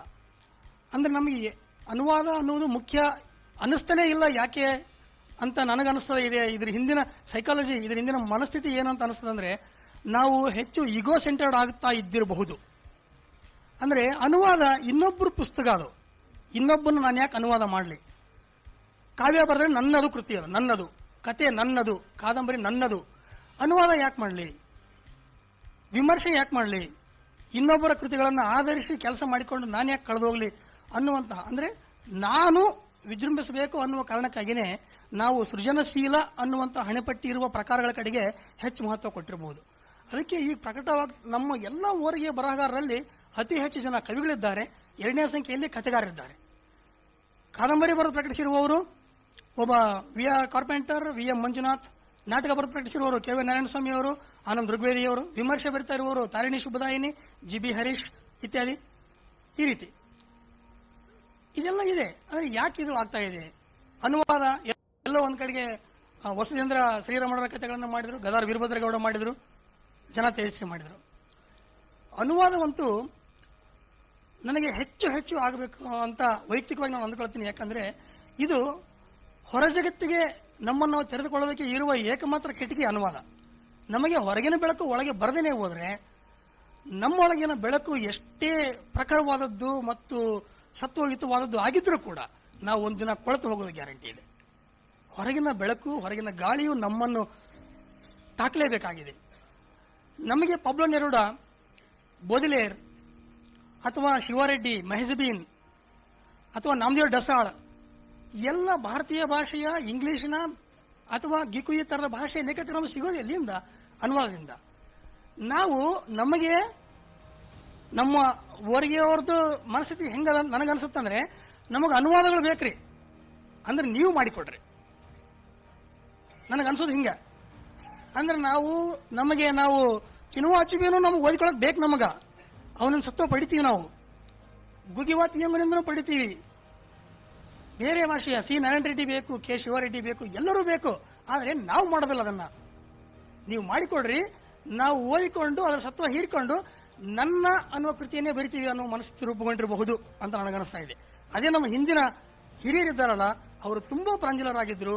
ಅವರು ತಾವು ಓದಿರುವ ಪ್ರತಿಯೊಂದು ಒಳ್ಳೆ ಕೃತಿಯನ್ನ ನಮಗಾಗಿ ಅನುವಾದ ಮಾಡಿಕೊಟ್ರು. ಅವರು ಅನುವಾದ ಮಾಡಿಕೊಟ್ಟಿದ್ದಾರೆ ಅಂತಲೇ ನಾವು ಇವತ್ತು ಪ್ರಕಟಗೊಳ್ತಾ ಇರುವ ಶಕ್ತಿಯಲ್ಲಿ ಪ್ರಕಟಗೊಳ್ಳೋದಕ್ಕೆ ಸಾಧ್ಯವಾಗಿರೋದು ಅಂತ ನಾನು ಅತ್ಯಂತ ವಿನಯದಿಂದ ಭಾವಿಸೋದಕ್ಕೆ ಇಷ್ಟಪಡ್ತೀನಿ. ಮತ್ತೆ ನಮ್ಮ ತಲೆಮಾರಿನವರು ಕೂಡ ಇಷ್ಟೇ ಶ್ರದ್ಧೆಯಿಂದ ಮತ್ತು ಪ್ರೀತಿಯಿಂದ ನಮ್ಮ ಸುತ್ತಮುತ್ತಲಿನ ನೆರೆ ಭಾಷೆಗಳಿಂದ ಮತ್ತು ವಿದೇಶಿ ಭಾಷೆಗಳಿಂದ ಅನುವಾದವನ್ನು ಮಾಡದೇ ಹೋದರೆ ನಮ್ಮ ಮುಂದಿನ ತಲೆಮಾರು ನಮ್ಮನ್ನು ಬಹುಶಃ ಕ್ಷಮಿಸಲಿಕ್ಕಿಲ್ಲ. ಯಾಕೆಂದ್ರೆ ಅವರಿಗೆ ನಾವು ನಮ್ಮ ಹಳಿ ಅಂಗಿಗಳನ್ನಷ್ಟೇ ಬಿಟ್ಟು ಹೋಗ್ತೀವಿ ಹೊರತು ಇನ್ನೊಂದು ಅಂಗಿಯ ಮಾದರಿ ಹೆಂಗಿದೆ ಅನ್ನೋದನ್ನ ನೋಡೋದಕ್ಕೂ ಕೂಡ ಅವರಿಗೆ ನಾವು ಬಿಡ್ಲಿಕ್ಕಿಲ್ಲ. ಮತ್ತೆ ಅವರು ನಮಗಿಂತ ಪೂರ್ವಿಕರು, ನಮಗಿಂತ ಹಿರಿಯರನ್ನೇ ಅವಲಂಬಿಸಬೇಕಾಗ್ತದೆ. ಅದಕ್ಕಾಗಿ ಅದು ನಮ್ಮ ಜವಾಬ್ದಾರಿಯಾಗಿದೆ. ಅದನ್ನ ಮಾಡಲೇಬೇಕಾಗಿದೆ. ತುಂಬಾ ಅನುವಾದದಲ್ಲಿ ತೊಡಕೊಂಡು ತೆಲುಗುವಿಂದ ಕವಿತೆಗಳನ್ನ, ಕಥೆಗಳನ್ನ ಕನ್ನಡಕ್ಕೆ ತರ್ತಾ ಇದ್ದೀರಿ. ನಿಮ್ಗೆ ಯಾಕೆ ಅನ್ನಿಸ್ತು ಅನುವಾದ ಮಾಡಬೇಕು ಅಂತ? ಯಾಕೆ ನೀವು ಅಷ್ಟೇ ಒಳ್ಳೆ ಕವಿ, ಕಥೆಗಾರರು ಕೂಡ. ಸ್ವಂತ ಬರವಣಿಗೆ ಅಷ್ಟೇನೆ ಅನುವಾದನ ಮುಖ್ಯ ಅಂತ ನಿಮಗೆ ಜ್ಞಾನೋದಯ ಆದದ್ದು ಯಾವಾಗ? ಸರ್, ಪ್ರಜಾವಾಣಿಯೊಳಗೆ ಒಂದು ಸಂಪಾದಕೀಯ ಬಂತು. ಅನುವಾದವು ಚಳುವಳಿ ಸ್ವರೂಪದಲ್ಲಿ ನಡೆಯಬೇಕಾದ ಅಗತ್ಯವಿದೆ ಅಂತ. ಅದನ್ನು ಯಾರ್ಯಾರು ಹೆಂಗೆ ಓದಿಕೊಂಡ್ರೆ ಗೊತ್ತಿಲ್ಲ. ಆ ಚಳುವಳಿಯ ಭಾಗವಾಗಿ ನಾನಂತೂ ಇದ್ದೀನಿ ಅಂತ ನಾನು ಅಂದ್ಕೊಂಡೆ. ಅದೇ ಕಾರಣಕ್ಕಾಗಿ ನಾನು ಹಿಂದಿಯಿಂದ 2 ಪುಸ್ತಕ NBTಗೆ ಅನುವಾದ ಮಾಡಿದಾಗ ನನಗೆ ಹಲವಾರು ತೊಂದರೆಗಳಿದ್ವು. ನನಗೆ ಹಿರಿಯರಾದ ಸಿದ್ದಿಂಗ್ ಶೆಟ್ಟಿ ಅವರು ನನ್ನ ಹಲವು ಗೊಂದಲಗಳನ್ನು ನಿವಾರಿಸಿ ನನಗೆ ಅನುವಾದದಲ್ಲಿ ನನಗೆ ಮಾರ್ಗದರ್ಶನ ಕೊಟ್ಟರು. ತೆಲುಗುನಿಂದ ಅನುವಾದ ಮಾಡಬೇಕಾದಾಗ ನನಗೆ ಮೊದಲಿಗೆ ತುಂಬಾ ಕಷ್ಟ ಇತ್ತು. ಮೆಹಜಬಿನ್ ಅನುವಾದ ಮಾಡುವಾಗ ನನಗೆ ರಾಮಣ್ಣ ಆರ್ಯಜಿ ಅವರು, ಜಮ್ಮಣ್ಣ ಅಮರ್ಚಿಂತ್ರ ಅಂತವರು, ಗುರುಮೂರ್ತಿ ಪೆಂಡಕೂರ್ ಅಂತವರು, ಶಾಂತರಸರು ಎಲ್ಲರೂ ನನಗೆ ಮಾರ್ಗದರ್ಶನ ಮತ್ತು ಸಲಹೆ ನೀಡಿದರು. ಯಾಕೆ ನಾವು ಇದು ಮುಖ್ಯ ಅಂತಂದ್ರೆ, ಈಗ ನಾವು ತುಂಬಾ ಸಂಕೀರ್ಣವಾದ ಭಾಷೆಯೊಳಗೆ ಏನು ನ್ಯಾಷನಲ್ ಇಂಟಿಗ್ರಿಟಿಯನ್ನ ಕಟ್ಟಿಕೊಡೋದಕ್ಕೆ ಹೆಣಗಾಡ್ತಾ ಇದ್ದೀವಿ, ಅದನ್ನೇ ಅತ್ಯಂತ ಸರಳ ಭಾಷೆಯಲ್ಲಿ ತೆಲುಗುನಲ್ಲಿ ಒಬ್ಬ ಕವಿತ್ರಿ ಕಟ್ಟಿಕೊಡ್ತಾಳ, ಮೆಹಜಬೀನ್ ಅಂತ. ಆಕೆ ಒಂದು ಪದ್ಯ ಬರಿತಾಳ್ರಿ, ಒಂದು ಹಚ್ಚ ಹಸಿರು ಜೀವನ ಅಂತ. ನಾನು ಮಸೀದಿ, ಅವನು ಮಂದಿರ, ನಮಗೊಬ್ಬ ಯೇಸು ಪ್ರಭು ಹುಟ್ಟಿದ. ನಾನು ಮಸೀದಿ, ಅವನು ಮಂದಿರ, ನಮಗೊಬ್ಬ ಯೇಸು ಪ್ರಭು ಹುಟ್ಟಿದ. ಅಯೋಧ್ಯೆ ನಮಗೆಂದೂ ಸಮಸ್ಯೆಯಾಗಲಿಲ್ಲ. ನಮಗೆ ಸಮಸ್ಯೆಯಾಗಲಿಲ್ಲವೆಂಬುದೇ ಅವರಿಗೆ ಸಮಸ್ಯೆ ಅಂತ. ಸರ್, ಅಂದ್ರೆ ನಾವು ಅತಿ ಸಂಕೀರ್ಣವಾದ ಗೂಢವಾದ ಭಾಷೆಯಲ್ಲಿ ಕಳೆದು ಹೋಗ್ತಾ ಇರುವ ಕಾಲಕ್ಕೆ ಇದೇ ಮಾತುಗಳನ್ನೇ ಸರಳವಾದ ಮಾತಿನಲ್ಲಿ ಶ್ರೀಮಂತ ಭಾವನ ಒನ್ಸ್ ಮೋರ್ ಅಂತಿದ್ದಾರೆ ಸಾಲಿಯ ಪದ್ಯ. ನಾನು ಮಸೀದಿ, ಅವನು ಮಂದಿರ, ನಮಗೊಬ್ಬ ಯೇಸು ಪ್ರಭು ಹುಟ್ಟಿದ. ಅಯೋಧ್ಯೆ ನಮಗೆಂದೂ ಸಮಸ್ಯೆಯಾಗಲಿಲ್ಲ. ನಮಗೆ ಸಮಸ್ಯೆಯಾಗಲಿಲ್ಲವೆಂಬುದೇ ಅವರಿಗೆ ಸಮಸ್ಯೆ. ಅಂದ್ರೆ ನಮಗೆ ಕಲಿಯೋದಕ್ಕಂತೂ ತುಂಬಾ ಇದೆ ಸರ್. ಮುಂದಿನ ಪ್ರಶ್ನೆಗೆ ಹೋಗೋಣ. ತುಂಬಾ ಪ್ರಶ್ನೆಗಳು ಬಂದಿದೆ. ಎಲ್ಲ ಮೂವರನ್ನೇ ಇಂತಿಂತವ್ರಿಗೆ ಕೇಳಿ ಅಂತ ಬರ್ದು ಕಳಿಸಿದ್ದಾರೆ. ಸೂರ್ಯಪ್ರಕಾಶನ್ ಅವರು ಮಾತ್ರ ನನ್ನನ್ನು ಅಡ್ರೆಸ್ ಮಾಡಿ ಒಂದು ಪ್ರಶ್ನೆ ಕಳಿಸಿದ್ದಾರೆ. ಥ್ಯಾಂಕ್ಸ್ ಹೇಳ್ತೇನೆ ಅವ್ರಿಗೆ. ಸೂರ್ಯಪ್ರಕಾಶ್ ಧಾರವಾಡ ಅಂತ. ಎಲ್ಲ ಅನಾಥರು. ಹಲೋ, ನಿಮ್ಮ ಪದ್ಯ ಓದಿದ ಕೂಡಲೇ ಒಂದು ಪದ್ಯ, ಹರ ಅವನು ಹರಿ, ನಮಗೊಬ್ಬ ಅಯ್ಯಪ್ಪ ಸ್ವಾಮಿ ಹುಟ್ಟಿದ. ಸರ್, ಚಂಪಾ ಅವರೊಂದು ಪದ್ಯ ಓದಿದ್ರಿಂದ ಚಂಪಾ ಸರ್ದೊಂದು ಪದ್ಯ ನೆನಪಾಯ್ತು. ಅಂದ್ರೆ ಪರಂಪರೆಯನ್ನು ನಿರಾಕರಣೆ ಮಾಡುವಂತಹ ಮಾತುಗಳನ್ನು ನಮ್ಮ ಊರಿಗೆ ಕೆಲವರು ಮಾಡ್ತಾ ಇರುವಾಗೆ ಪರಂಪರೆಯಲ್ಲಿ ಮುಳುಗಿ ಕಳೆದು ಹೋಗುವಂತವರು ಕೆಲವರಿದ್ದಾರೆ. ಆದರೆ ಅದನ್ನು ಎಷ್ಟು ಆರೋಗ್ಯಕರ ಅಂತರದಲ್ಲಿ ಸ್ವೀಕರಿಸಬೇಕು ಅನ್ನೋದನ್ನ ಚಂಪಾ ಅವರೊಂದು ಪದ್ಯ ಬರ್ತಾರೆ. ಹೋಗಿ ಬರ್ತೇನಜ್ಜ, ಹೋಗಿ ಬರ್ತೇನೆ, ನಿನ್ನ ಪಾದ ಧೂಳಿ ನನ್ನ ಹಣೆಯ ಮೇಲಿರಲಿ. ನಿನ್ನ ಪಾದ ಧೂಳಿ ನನ್ನ ಹಣೆಯ ಮೇಲೆ ಎಂದಿಗೂ ಅದು ನನ್ನ ಕಣ್ಣಿಗೆ ಬೀಳದಿರಲಿ ಅಂತ. ಮತ್ತೆ ಅವರೇ ಪದ್ಯ ಬರೆದಿದ್ದಾರೆ. ಕನ್ನಡದ ಆದಿಕವಿ ಪಂಪ, ಕನ್ನಡದ ಅಂತ್ಯಕವಿ ಚಂಪಾ ಅಂತ. ನಾವೆಲ್ಲ ಅದನ್ನ ಸುಳ್ಳು ಮಾಡೋಣ. ಸೂರ್ಯಪ್ರಕಾಶ್ ಅವರು ಧಾರವಾಡದಿಂದ ಒಂದು ಪ್ರಶ್ನೆ ಕೇಳಿದ್ದಾರೆ. ಯಾವುದೇ ಯುವಕರು ಅಥವಾ ಲೇಖಕಿ ತನ್ನ ಮೊದಲ ಕೃತಿಯನ್ನ ಅಭಿಪ್ರಾಯ, ಹಿನ್ನುಡಿ, ಬೆನ್ನುಡಿ, ವಿಮರ್ಶೆ ಇತ್ಯಾದಿಗಾಗಿ ಹಿರಿಯರಿಗೆ ಕಳಿಸಿದಾಗ ಅವರು ಅದರ ಬಗ್ಗೆ ಅನಗತ್ಯ ವಿಳಂಬ, ಪೂರ್ವಾಗ್ರಹ ಇಲ್ಲದೆ ಪ್ರಾಮಾಣಿಕವಾಗಿ ಹಿಂದಿರುಗಿಸುವಂತೆ ತಿಳಿಸಿ ಅಂತ ಪ್ರಶ್ನೆ ಬರೆದಿದ್ದಾರೆ. ಅವರಿಗೆ ಯಾರು ಹಾಗೆ ಮಾಡಿದಾರೋ ಅವ್ರ ಬಗ್ಗೆ ಬರ್ದಿಲ್ಲ, ಅವ್ರಿಗೊಂದು ಪತ್ರ ಬರೀರಿ ಅಂತ ನಾನು ಸೂಚಿಸ್ತೇನೆ. ಬರೋವರ್, ನಿಮ್ಗೊಂದು ಪ್ರಶ್ನೆ ಇದೆ. ಆನಂದ ಚಕ್ಕಣ್ಣನವರು ಕೇಳ್ತಿದ್ದಾರೆ, ಹೊಸ ತಲೆಮಾರಿನ ಬರಹಗಾರರಿಗೆ ತಮ್ಮ ಬರವಣಿಗೆಯಲ್ಲಿ ಅಭಿವ್ಯಕ್ತಿ ಸ್ವಾತಂತ್ರ್ಯ ಸಂಪೂರ್ಣವಾಗಿ ಬಳಸಿಕೊಳ್ಳಲು ಸಾಧ್ಯ ಆಗಿದೆಯಾ ಅಂತ. ಇಲ್ಲ, ಆಗ್ತಿದೆ. ಆಗ್ಲೇ ಮಾತಾಡುವಾಗ ಒಂದು ಬಂದ್ ಸರ್, ಏನಂದ್ರೆ ಹೊಸ ತಲೆಮಾರು ತನಗೆ ಅನಿಸಿದ್ದನ್ನ ತನ್ನೊಳಗಿನ ತವಕ ತಲ್ಲಣೆಗಳನ್ನ ಬಹಳ ಬಹಳ ಭಿನ್ನವಾಗಿ ಮತ್ತು ಹೊಸ ಹೊಸ ರೂಪಕಗಳಿಂದ ಕಟ್ಟಿಕೊಡ್ತಾ ಇದ್ದಾರೆ. ಹಾಗಾಗಿ ಅಭಿವ್ಯಕ್ತಿ ಸ್ವಾತಂತ್ರ್ಯ ಏನು ಕಡಿಮೆ ಆಗಿದೆ ಅಂತ ನನಗೇನು ಅನಿಸ್ತಾ ಇಲ್ಲ. ನನಗೆ ಅಲ್ಲ, ಆಗಿದೆಯಾ, ಸಮರ್ಥವಾಗಿ ಬಳಸ್ಕೋತಾ ಇದ್ದೀವ ನಾವು ಅಂತ ಕೇಳ್ತಿದ್ದಾರೆ ಅವರು.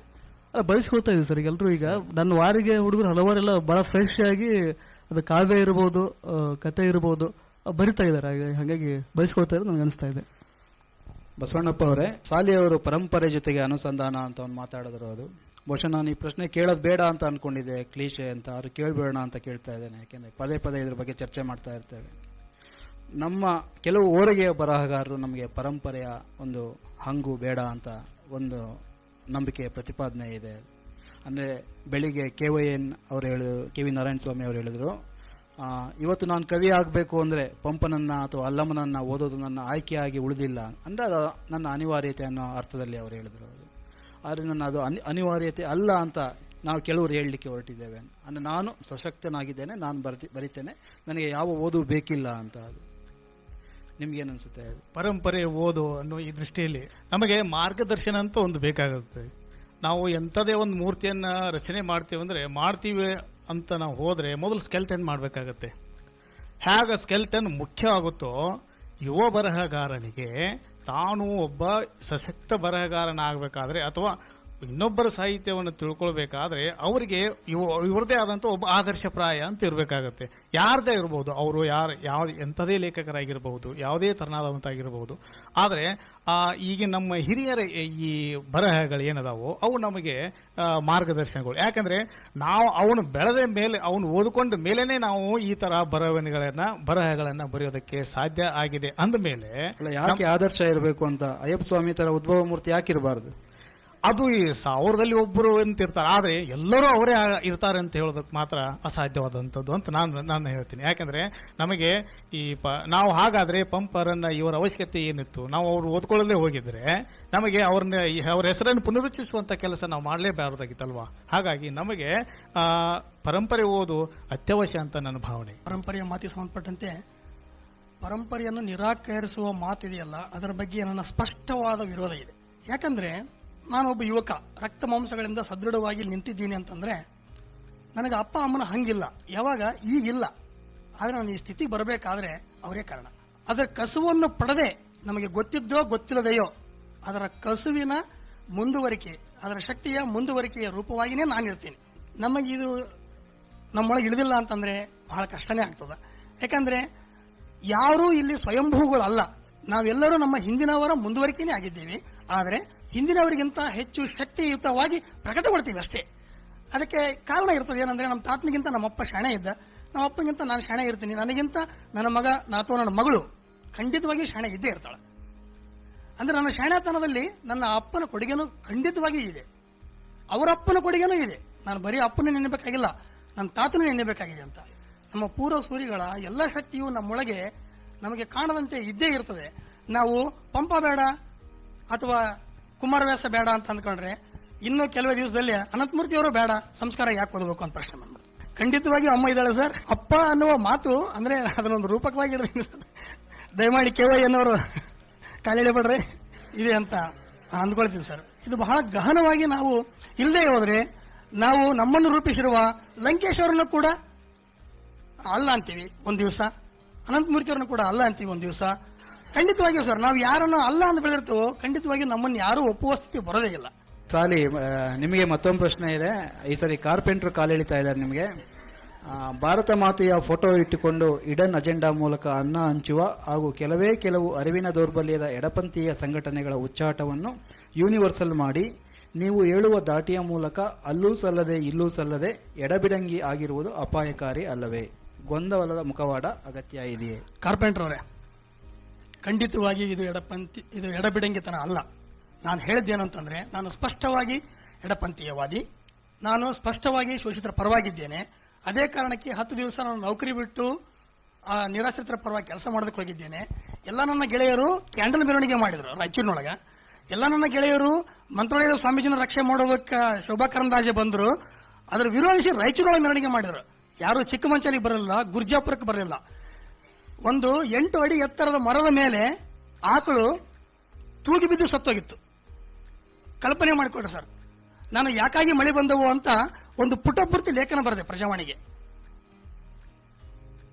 ಅಂದ್ರೆ ನನ್ನನ್ನು ನಾನು ಒಬ್ಬ ಸಾಮಾಜಿಕ ಕಾರ್ಯಕರ್ತ ಅಂತ ಅನ್ಕೊಂಡಿದ್ದೇನೆ. ಯಾವ ಲೇಖಕ ತನ್ನನ್ನು ತಾನು ಒಬ್ಬ ಸೋಷಿಯಲ್ ಆಕ್ಟಿವಿಸ್ಟ್ ಅಂತ ಅಂದುಕೊಳ್ಳೋದಿಲ್ಲೋ ಅವನು ಬಹುದಿನ ಲೇಖಕನಾಗಿ ಉಳಿದಕ್ಕೆ ಸಾಧ್ಯ ಇಲ್ಲ.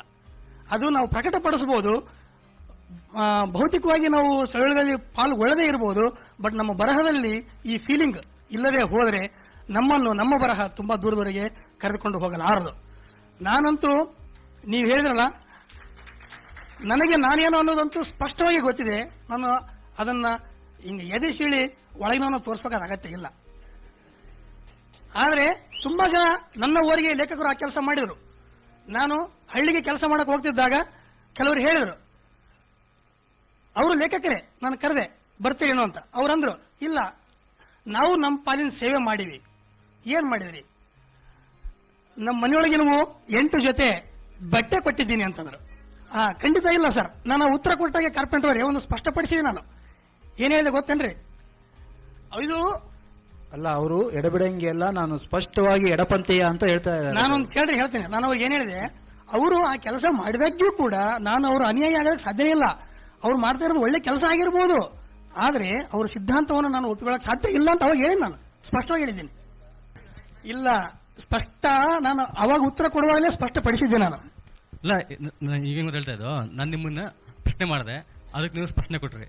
ನಾನು ಅಪ್ಪಿತಪ್ಪ ಏನಾದ್ರು ಪ್ರಶ್ನೆ ಮಾಡಲಿಲ್ಲ ಅಂದ್ರೆ?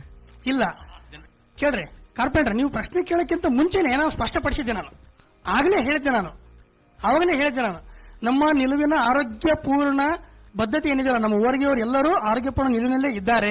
ನಾವೆಲ್ಲರೂ ಯಾವ ಬದಿಯಲ್ಲಿ ಇರಬೇಕು ಆ ಬದಿಯಲ್ಲಿ ಇದ್ದೇವೆ. ಆದರೆ ಇಲ್ಲಿ ಒಂದು ಸಣ್ಣ ಸ್ಪೇಸ್ ಖಾಲಿ ಇದೆಯಲ್ಲ, ಅದನ್ನು ನೋಡಬೇಕಾದ, ಗುರುತಿಸಬೇಕಾದ, ಅಡ್ರೆಸ್ ಮಾಡಬೇಕಾದ ಅಗತ್ಯ ಇದೆ ಅಂತ ಹೇಳಿದ ಹೊರತು ನಾನು ಆ ಸೈಡ್ ತಗೊಂಡಿಲ್ಲ. ಯಾಕಂದ್ರೆ ಕೆ ಶಿವಾರೆಡ್ಡಿಯವರ ಪದ್ಯಗಳನ್ನು ಅನುವಾದ ಮಾಡ್ತಾ ಎಟು ನಿಲಬಡುತ್ತಾವು ಅಂತ ಒಂದು ಪದ್ಯ ಇದೆ. ಯಾವ ಕಡೆ ನಿಲ್ತೀಯೋ ಹೇಳು, ಒಂದು ಈ ಕಡೆ ಅಥವಾ ಆ ಕಡೆ ಕತ್ತಿ ಚೂಪ್ ಮಾಡಿಕೋ ಅಂತ ಅಷ್ಟೇ. ಎಟು ನಿಲಬಡುತ್ತಾವು, ಅಟುವೈಪೋ ಇಟುವೈಪೋ, ಕತ್ತಿ ಚೂಪ್ ಮಾಡಿಕೋ, ತಿಳಿಸಿಬಿಡು ಅಂತ. ಈ ಎಡಬಿಡಂಗಿ ಆಟ ಆಡಬೇಡ್ರಿ ಅಂತ ಅವ್ರು ಹೇಳಿದ್ದಾರಲ್ಲ, ಅದನ್ನು ನನಗೆ ಸ್ಪಷ್ಟವಾಗಿದೆ. ನಾನು ಹೇಳುವಾಗಲೂ ಸ್ಪಷ್ಟವಾಗಿ ಹೇಳಿದೆ. ಬಹುಶಃ ನೀವು ಅದನ್ನ ಒಂಚೂರು ಮಿಸ್. ಇಲ್ಲ ಇಲ್ಲ ಇಲ್ಲ, ನೀವು ತಪ್ಪು ತಿಳ್ಕೊಂಡಿದ್ದೀರಿ ಸರ್. ಹಾಗಲ್ಲ, ಉತ್ತರಿಸಬೇಕಾದ ಅಗತ್ಯ ಇಲ್ಲ ಸರ್. ಅಲ್ಲ, ಅದು ಮುಗಿಯೋದಿಲ್ಲ ಚರ್ಚೆ. ಪರಂಪರೆ ಅಂದ್ರೆ ಬಲಪಂಥೀಯ ಖಂಡಿತ ಅಲ್ಲ. ಗೊರವರ್, ಒಂದು ಪ್ರಶ್ನೆ ಇದೆ. ಸಂತೋಷ್ ಕುಮಾರ್ ಕೇಳ್ತಿದ್ದಾರೆ ಗದಗಿಂದ. ಅವರು ಇಂಗ್ಲಿಷ್ನಲ್ಲಿ ಚೇತನ್ ಭಗತ್ ಅಂತವರು ಯುವ ಸಮುದಾಯದ ಒಂದು ಸಮರ್ಥ ಅಭಿವ್ಯಕ್ತಿಯಾದಂತಹ ಒಂದು ಸಾಹಿತ್ಯ ಬರೀತಾ ಇದ್ದಾರೆ. ನಿಮಗೆ ಯಾಕೆ ಸಾಧ್ಯ ಆಗ್ತಾ ಇಲ್ಲ ಅಂತ ಕೇಳ್ತೀವಿ. ಮೂಲಭೂತ ಪ್ರಶ್ನೆ, ಮೂವರಲ್ಲಿ ಯಾರು ಬೇಕಾದ್ರೂ ಉತ್ತರ ಕೊಡುವುದು. ಇಲ್ಲ, ನಾನು ಮತ್ತೆ ಪದೇ ಅದನ್ನ ಹೇಳ್ಬೇಕಂತ ಅನ್ಸ್ತದೆ ನನಗೆ. ಯಾಕಂದ್ರೆ ಚೇತನ್ ಭಗತ್ ಬರೆಯುವಂಥದ್ದು ಸಾಹಿತ್ಯ ಅಲ್ವಾ? ಇಲ್ಲ, ಸಾಹಿತ್ಯ ಹೌದು. ಇಲ್ಲ, ಒಂದ್ ಸೆಕೆಂಡ್ ನಾ ಮಾತಾಡ್ಬಿಡ್ತೇನೆ. ಇವರೇ ಕೊಡ್ತಾರೆ ಉತ್ತರ, ಇವ್ರನ್ನೇ ಕೇಳಿರೋ. ಒಂದ್ ಸೆಕೆಂಡ್ ಮಾತಾಡ್ಬಿಡ್ತೇನೆ. ಅಂದ್ರೆ ಚೇತನ್ ಭಗತ್ಗೆ ನಾವು ಹೋಲಿಕೆಯಾಗಿ ಮಾತನಾಡ್ದಂತಲ್ಲ, ಕನ್ನಡದಲ್ಲಿ ಹಲವಾರು ಸಮರ್ಥ ಕೃತಿಗಳು ಕನ್ನಡಕ್ಕೆ ಬಂದವೆ. ನಾವು ಹಾಗಾಗಿ ಅಲ್ಲುಗಳದ್ದು ಮಾತಾಡೋಕ್ಕಾಗಲ್ಲ ನನಗೆ. ಕೋಟ್ ಮಾಡಬಹುದು. ನಾನು ಬಹಳ ಜನ ಗೆಳೆಯರು ಈ ನೆಲದ ಅಸ್ಮಿತೆಯನ್ನು ಹಿಡಿಯುವಂತ ಬಹಳ ಅದ್ಭುತ ಕಲಾಕೃತಿಗಳನ್ನು ಕಟ್ಟಿಕೊಟ್ಟಿದ್ದಾರೆ. ಆರಿಫ್ ಇರ್ಬೋದು, ವೀರಣ್ಣ ಇರ್ಬೋದು, ವಿಠಲ್ ಇರ್ಬೋದು, ಸಾಲಿ ಇರ್ಬೋದು, ಹಿಂಗೆ ದೊಡ್ಡ ಒಂದು ಪಟ್ಟಿನೇ ಕನ್ನಡದಲ್ಲಿ ಸಿಗುತ್ತೆ. ಹೊಸ ತಲೆಮಾರಿನ ಹುಡುಗರು ಬರೀತಾ ಇರುವಂತದ್ದು. ಮೊದಲು ನೀವು ಗಮನಿಸಿರಲ್ಲ, ನನಗೆ ಗೊತ್ತಿಲ್ಲ ನನಗೆ. ಬಟ್ ಕನ್ನಡದಲ್ಲಿ ಆಲ್ರೆಡಿ ಈ ಪರಂಪರೆ ಬಗ್ಗೆ ಮಾತಾಡ್ತಾ ಇರುವಾಗ ಪರಂಪರೆಯನ್ನ ಓದಿಕೊಂಡು ಅದನ್ನು ಮೀರುವಂತ ಒಂದು ಪ್ರಕ್ರಿಯೆ ನಡೆದಿದೆ ಅಂತ ನನಗೆ ಅನಿಸ್ತಾ ಇದೆ. ನನಗೆ ಗುರವರ್, ಇನ್ನೊಂದು ಪ್ರಶ್ನೆ ಇದೆ. ಬರೀ ಫೇಸ್ಬುಕ್ ನಲ್ಲಿ ನಿಮ್ಮ ಉಬ್ಬರದ ಅಭಿವ್ಯಕ್ತಿಗಿಂತ ಕನ್ನಡ ಕವಿತೆಗಳ ಬಗ್ಗೆ ಒಂದು ವೆಬ್ಸೈಟ್ ನೀವು ಯಾಕೆ ಮಾಡಬಾರ್ದು ಅಂತ ಸಲಹೆ ಕೊಟ್ಟಿದ್ದಾರೆ. ಅಲ್ಲ, ಕರೆಕ್ಟ್, ನಂದು ಅದ್ರ ಒಪ್ಪಿಗೆ ಇದೆ. ಯಾಕಂದ್ರೆ ಮಾಡ್ತೀರಾ? ಇಲ್ಲ, ನಾನಂತೂ ಮಾಡೋಕ್ಕಾಗಲ್ಲ ಸರ್. ನನಗೆ ಫೇಸ್ಬುಕ್ ದಲ್ಲಿ ಬರುವಂತ, ನೀವೆಲ್ಲ ಗಮನಿಸಿರ್ತೀರಿ, ಫೇಸ್ಬುಕ್ ಅಕೌಂಟ್ ಇದ್ದರೆ ಆಲ್ಮೋಸ್ಟ್ ಅಲ್ಲಿ ಗಮನಿಸಿರ್ತೀರ ಅಂತ ಅನ್ಕೊಂಡಿರ್ತೀನಿ ನಾನು. ಫೇಸ್ಬುಕ್ ನಲ್ಲಿ ಒಂದು ಪದ್ಯವನ್ನು ಹಾಕುವಂತ ಅಥವಾ ಪದ್ಯಕ್ಕೆ ಕಮೆಂಟ್ ಕೊಡುವಂತವ್ರು ಹೆಚ್ಚು ಕಡಿಮೆ ಎಲ್ಲ ಸರ್ವಜ್ಞರ ರೀತಿಯೊಳಗಡೆ ಅಥವಾ ಒಂದು ಏನು ಎಲ್ಲ ಜ್ಞಾನಪೀಠವನ್ನ, ಒಂದು 5-6 ಜ್ಞಾನಪೀಠವನ್ನ ತೆಗೆದುಕೊಂಡವರಾಗೆ ಮಾತಾಡ್ತಿರ್ತಾರೆ. ಅದು ಫೇಸ್ಬುಕ್ ಅಂತ ಆ ಕಾರಣಕ್ಕೆ ಅನ್ನೋದು. ನಾವು ಈಗ ಅದರೊಳಗಡೆ ಅವರ ಅಭಿವ್ಯಕ್ತಿ ಕ್ರಮ ಅದು. ನಾವು ಹಾಗಾಗಿ ಬಹಳ ಸೀರಿಯಸ್ ಆಗಿ ತಗೊಳ್ಬೇಕಂತ ನನಗೆ ಅನ್ಸಲ್ಲ ಅದನ್ನ. ನಿಮಗೆ ಯುವ ಬರಹಗಾರರ ಸವಾಲುಗಳು ಇನ್ನೂ ಅಷ್ಟು ಸ್ಪಷ್ಟ ಆಗಿಲ್ಲ ಅಂತ ಅನಿಸ್ತಾ ಇತ್ತು. ಅವ್ರು ಬರ್ತಾ ನೀವು ಒಳ್ಳೆಯ ರೀತಿಯಿಂದ ರೆಸ್ಪಾಂಡ್ ಮಾಡೋದಕ್ಕೆ ಶುರು ಮಾಡಿದ್ವಿ. ಆರಂಭದೊಳಗನೆ ಈ ಆಡು ಮಾತನ್ನ ಬಳಸೋದ್ರ ಬಗ್ಗೆ ಒಂದು ಪ್ರಸ್ತಾಪ ಬಂತು. ಅದ್ರ ಬಗ್ಗೆ ಇನ್ನೂ ನಮ್ಮ ಲೇಖಕರಿಗೆ ಅಷ್ಟೊಂದು ಸ್ಪಷ್ಟತೆ ಇಲ್ಲ ಅಂತ ಹೇಳಿ ಕಾಣಿಸ್ತಾ ಇದೆ. ವೈದೇಹಿ ಅವರು ತಮ್ಮ ಕುಂದಾಪುರದ ಭಾಷೆಯನ್ನು ಬಳಸುವಾಗ ಒಂದು ಎಚ್ಚರಿಕೆ ಮಾತನ್ನು ಹೇಳ್ತಾ, ಕುಂದಾಪುರ ಭಾಷೆಯ ಕನ್ನಡ ಭಾಷೆಯನ್ನು ಉಳಿಸಬೇಕು ಅಂತನ್ನುವಂಥ ಪ್ರಯತ್ನದಿಂದ ನಾನು ಇದನ್ನು ಬರಿತಾ ಇಲ್ಲ. ಆದರೆ ಆ ಪಾತ್ರಗಳು ಈ ಭಾಷೆ ಬಿಟ್ಟು ಬೇರೆ ಯಾವ ಭಾಷೆಯಲ್ಲೂ ಜೀವಂತವಾಗಿ ಇರೋದಿಲ್ಲ. ಅದಕ್ಕಾಗಿ ಆ ಭಾಷೆಯನ್ನು ನಾನು ಬಳಸ್ತಾ ಇದ್ದೀನಿ. ಆ ಪಾತ್ರಗಳು ಆ ಭಾಷೆ ಬಿಟ್ಟರೆ ಜೀವಂತವಾಗಿ ಇರೋದಿಲ್ಲ, ಅವು ಬೆಳೆಯೋದಕ್ಕೆ ಸಾಧ್ಯ ಇಲ್ಲ. ಅದರಿಂದ ನಾನು ಬಳಸ್ತಾ ಇದ್ದೀನಿ. ನೀವೆಲ್ಲ ಬಳಸುವಂತ ಭಾಷೆ ಏನಿದೆ ಅದ್ರ ಬಗ್ಗೆ ಕೆಲವು ತೊಡಕುಗಳದಪ್ಪ. ಈ ಆಡು ಮಾತನ್ನು ಬಳಸೋದು ಬಹಳ ಕಷ್ಟದ ಕೆಲಸ. ಮೊದಲನೇದು ಅಂತಂದ್ರೆ ಈ ಆಡು ಮಾತನ್ನ ನಮ್ಮ ಬರಹದ ಲಿಪಿಯೊಳಗೆ ಬರೀಲಿಕ್ಕೆ ಬರುವುದಿಲ್ಲ ಸರಳವಾಗಿ. ಹೀಗಾಗಿ ಒಂದೇ ಶಬ್ದದ ಸ್ಪೆಲ್ಲಿಂಗು 2-3 ಕಡೆಗೆ ಬೇರೆ ಬೇರೆ ರೀತಿಯಿಂದ ಬರ್ತಿರ್ತದೆ. ಮತ್ತು ಒಂದ್ಸಲ ಗ್ರಾಮ್ಯಾಟಿಕಲ್ ಆಗಿ ಶಿಷ್ಟ ಭಾಷೆ ಒಂದು ಕ್ರಿಯಾಪದ ಬಂದುಬಿಡ್ತದೆ, ಮತ್ತೊಂದ್ಸಲ ತೀರಾ ಅಡತಾರ ರೀತಿಯೊಳಗೆ ಒಂದು ಗ್ರಾಮ್ಯ ಭಾಷೆ ಶಬ್ದ ಅದರೊಳಗೆ ಸೇರ್ಕೊಂಡ್ಬಿಡ್ತದೆ. ಇಂತಹ ತೊಂದರೆಗಳು ಬಹಳಷ್ಟು ಇವೆ. ಮತ್ತು ನೀವೆಲ್ಲ ಬರಿತಾ ಇರೋದು ಏನಿದೆ ಅಂದ್ರೆ ಸುಮ್ಮನೆ ವಾಸ್ತವತೆಯ ಸಲುವಾಗಿ ಬರೀಬೇಕು ಅಂತನ್ನುವಂಥ ಒಂದು ತರ ಹಠ ಕಾಣಿಸ್ತಾ ಇದೆ. ಅದು ಈ ಗ್ರಾಮ್ಯ ಭಾಷೆಯಲ್ಲಿ ಬರೆದ್ರೆ ವಾಸ್ತವವಾಗ್ತದೆ. ಮತ್ತೆ ನೀವು ಒಂದು ಮಾತು ಹೇಳಿದ್ರಲ್ಲ, ಶಿಷ್ಟ ಭಾಷೆಯಲ್ಲಿ ನಿರೂಪಣೆ ಇರ್ತದೆ, ಸಂಭಾಷಣೆ ಮಾತ್ರ ಗ್ರಾಮ ಭಾಷೆಯಲ್ಲಿ. ಹಾಗೇನಿಲ್ಲ. ಈಗೆಲ್ಲ ಬಹಳಷ್ಟು ಜನ ಲೇಖಕರು ನಿರೂಪಣೆಯನ್ನು ಕೂಡ ಗ್ರಾಮ್ಯ ಭಾಷೆಯಲ್ಲೇ ಮಾಡೋದಕ್ಕೆ ಶುರು ಮಾಡಿದ್ರು. ಅದನ್ನ ಮೇಂಟೈನ್ ಮಾಡೋದು, ಸಸ್ಟೈನ್ ಮಾಡೋದು ಬಹಳ ಕಷ್ಟದ ಕೆಲಸ. ಅದರ ಸಮಸ್ಯೆಗಳು ಇನ್ನೂ ನಿಮ್ಗೆ ಅರ್ಥ ಆಗಿಲ್ಲ ಅಂತ ನನಗೆ ಅನಿಸ್ತಾ ಇದೆ. ಒಂದು ಅಂತಂದ್ರೆ ನಿಮ್ಗೆ 2 ಉದಾಹರಣೆಗಳು ಸಿಕ್ಕೋದು. ಒಂದು ದೇವನೂರು ಮಹಾದೇವಂದು, ಇನ್ನೊಂದು ಚಂದ್ರಶೇಖರ್ ಕಂಬಾರದು. ದೇವನೂರು ಮಹಾದೇವರು ಮಂಟೇಸ್ವಾಮಿ ಕಾವ್ಯದ ಲಯ ಇಟ್ಟುಕೊಂಡು ಆ ಚಾಮರಾಜನಗರದ ಭಾಷೆಯನ್ನು ಅದಕ್ಕೆ ಕಸಿ ಮಾಡುವಂತ ಪ್ರಯತ್ನ ಮಾಡಿದರು. ಅದಕ್ಕಾಗಿ ಅದರ ಒಂದು ವಿಶಿಷ್ಟವಾದಂಥ ಲಯ ಸೃಷ್ಟಿ ಮಾಡಿದರು. ಕಂಬಾರರು ಕೂಡ ಹಾಗೆ ಜಾನಪದ ಕೃತಿಗಳ ಹಾಡುಗಳನ್ನ, ಲಾವಣಿಗಳನ್ನ, ದೊಡ್ಡಾಟ ಬಯಲಾಟದ ಪದಗಳನ್ನ ಇಟ್ಕೊಂಡು ಅದರ ಲಯಕ್ಕೆ ಗೋಕಾಕ್ ಮತ್ತು ಸುತ್ತಮುತ್ತಲಿನ ಭಾಷೆಯನ್ನ ಕಸಿ ಮಾಡುವ ಪ್ರಯತ್ನ ಮಾಡಿದರು.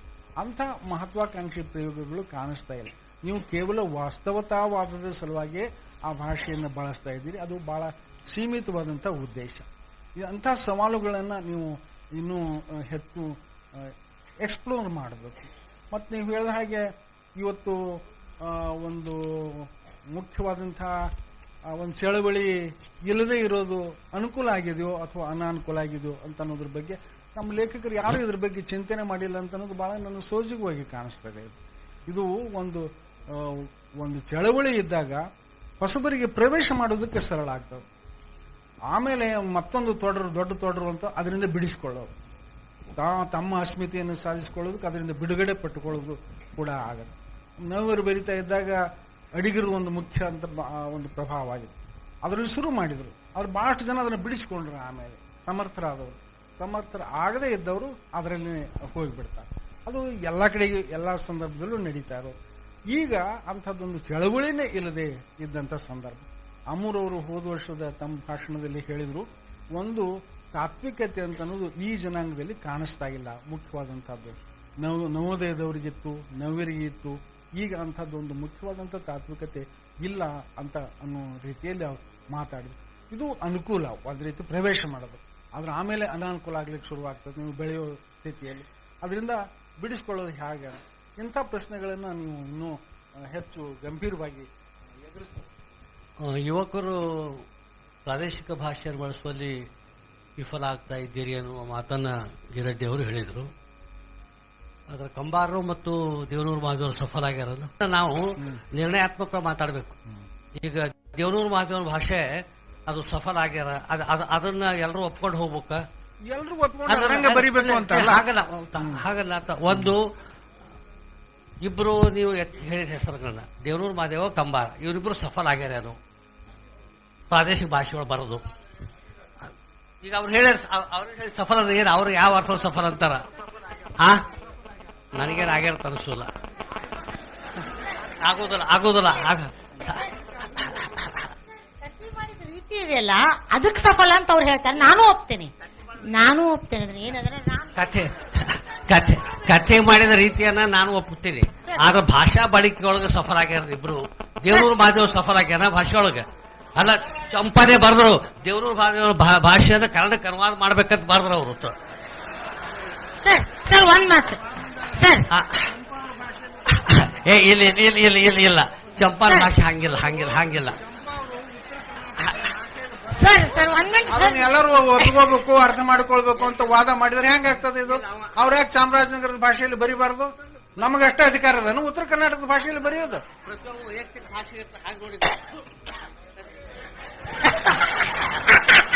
ಪ್ರತಿಯೊಬ್ಬರಿಗೆ ವ್ಯಕ್ತಿ ಭಾಷೆ ಇದ್ದೇ ಇರ್ತದೆ. ಆದ್ರೆ ಪ್ರತಿಯೊಬ್ಬ ವ್ಯಕ್ತಿ ಭಾಷೆ ಬರಿತಾ ಹೋಗ್ಬಿಟ್ರೆ ಸಾಹಿತ್ಯ ಸಂವಹನ ಆಗೋದಿಲ್ಲ. ಅದು ಈಗ ದೇವನೂರು ಮಹಾದೇವ್ ಬರೆದ ಭಾಷೆಯನ್ನ ನೀವು ಬಹಳ ಸಮರ್ಥ, ಅವ್ರಿಗೇನೋ ಒಂದಿಷ್ಟು ಪ್ರಚಾರ ಸಿಕ್ತು, ಒಂದಿಷ್ಟು ಬಹುಮಾನ ಸಿಕ್ಕಾವ, ಅದು ಬರೋಬ್ಬರಿ ಅದು.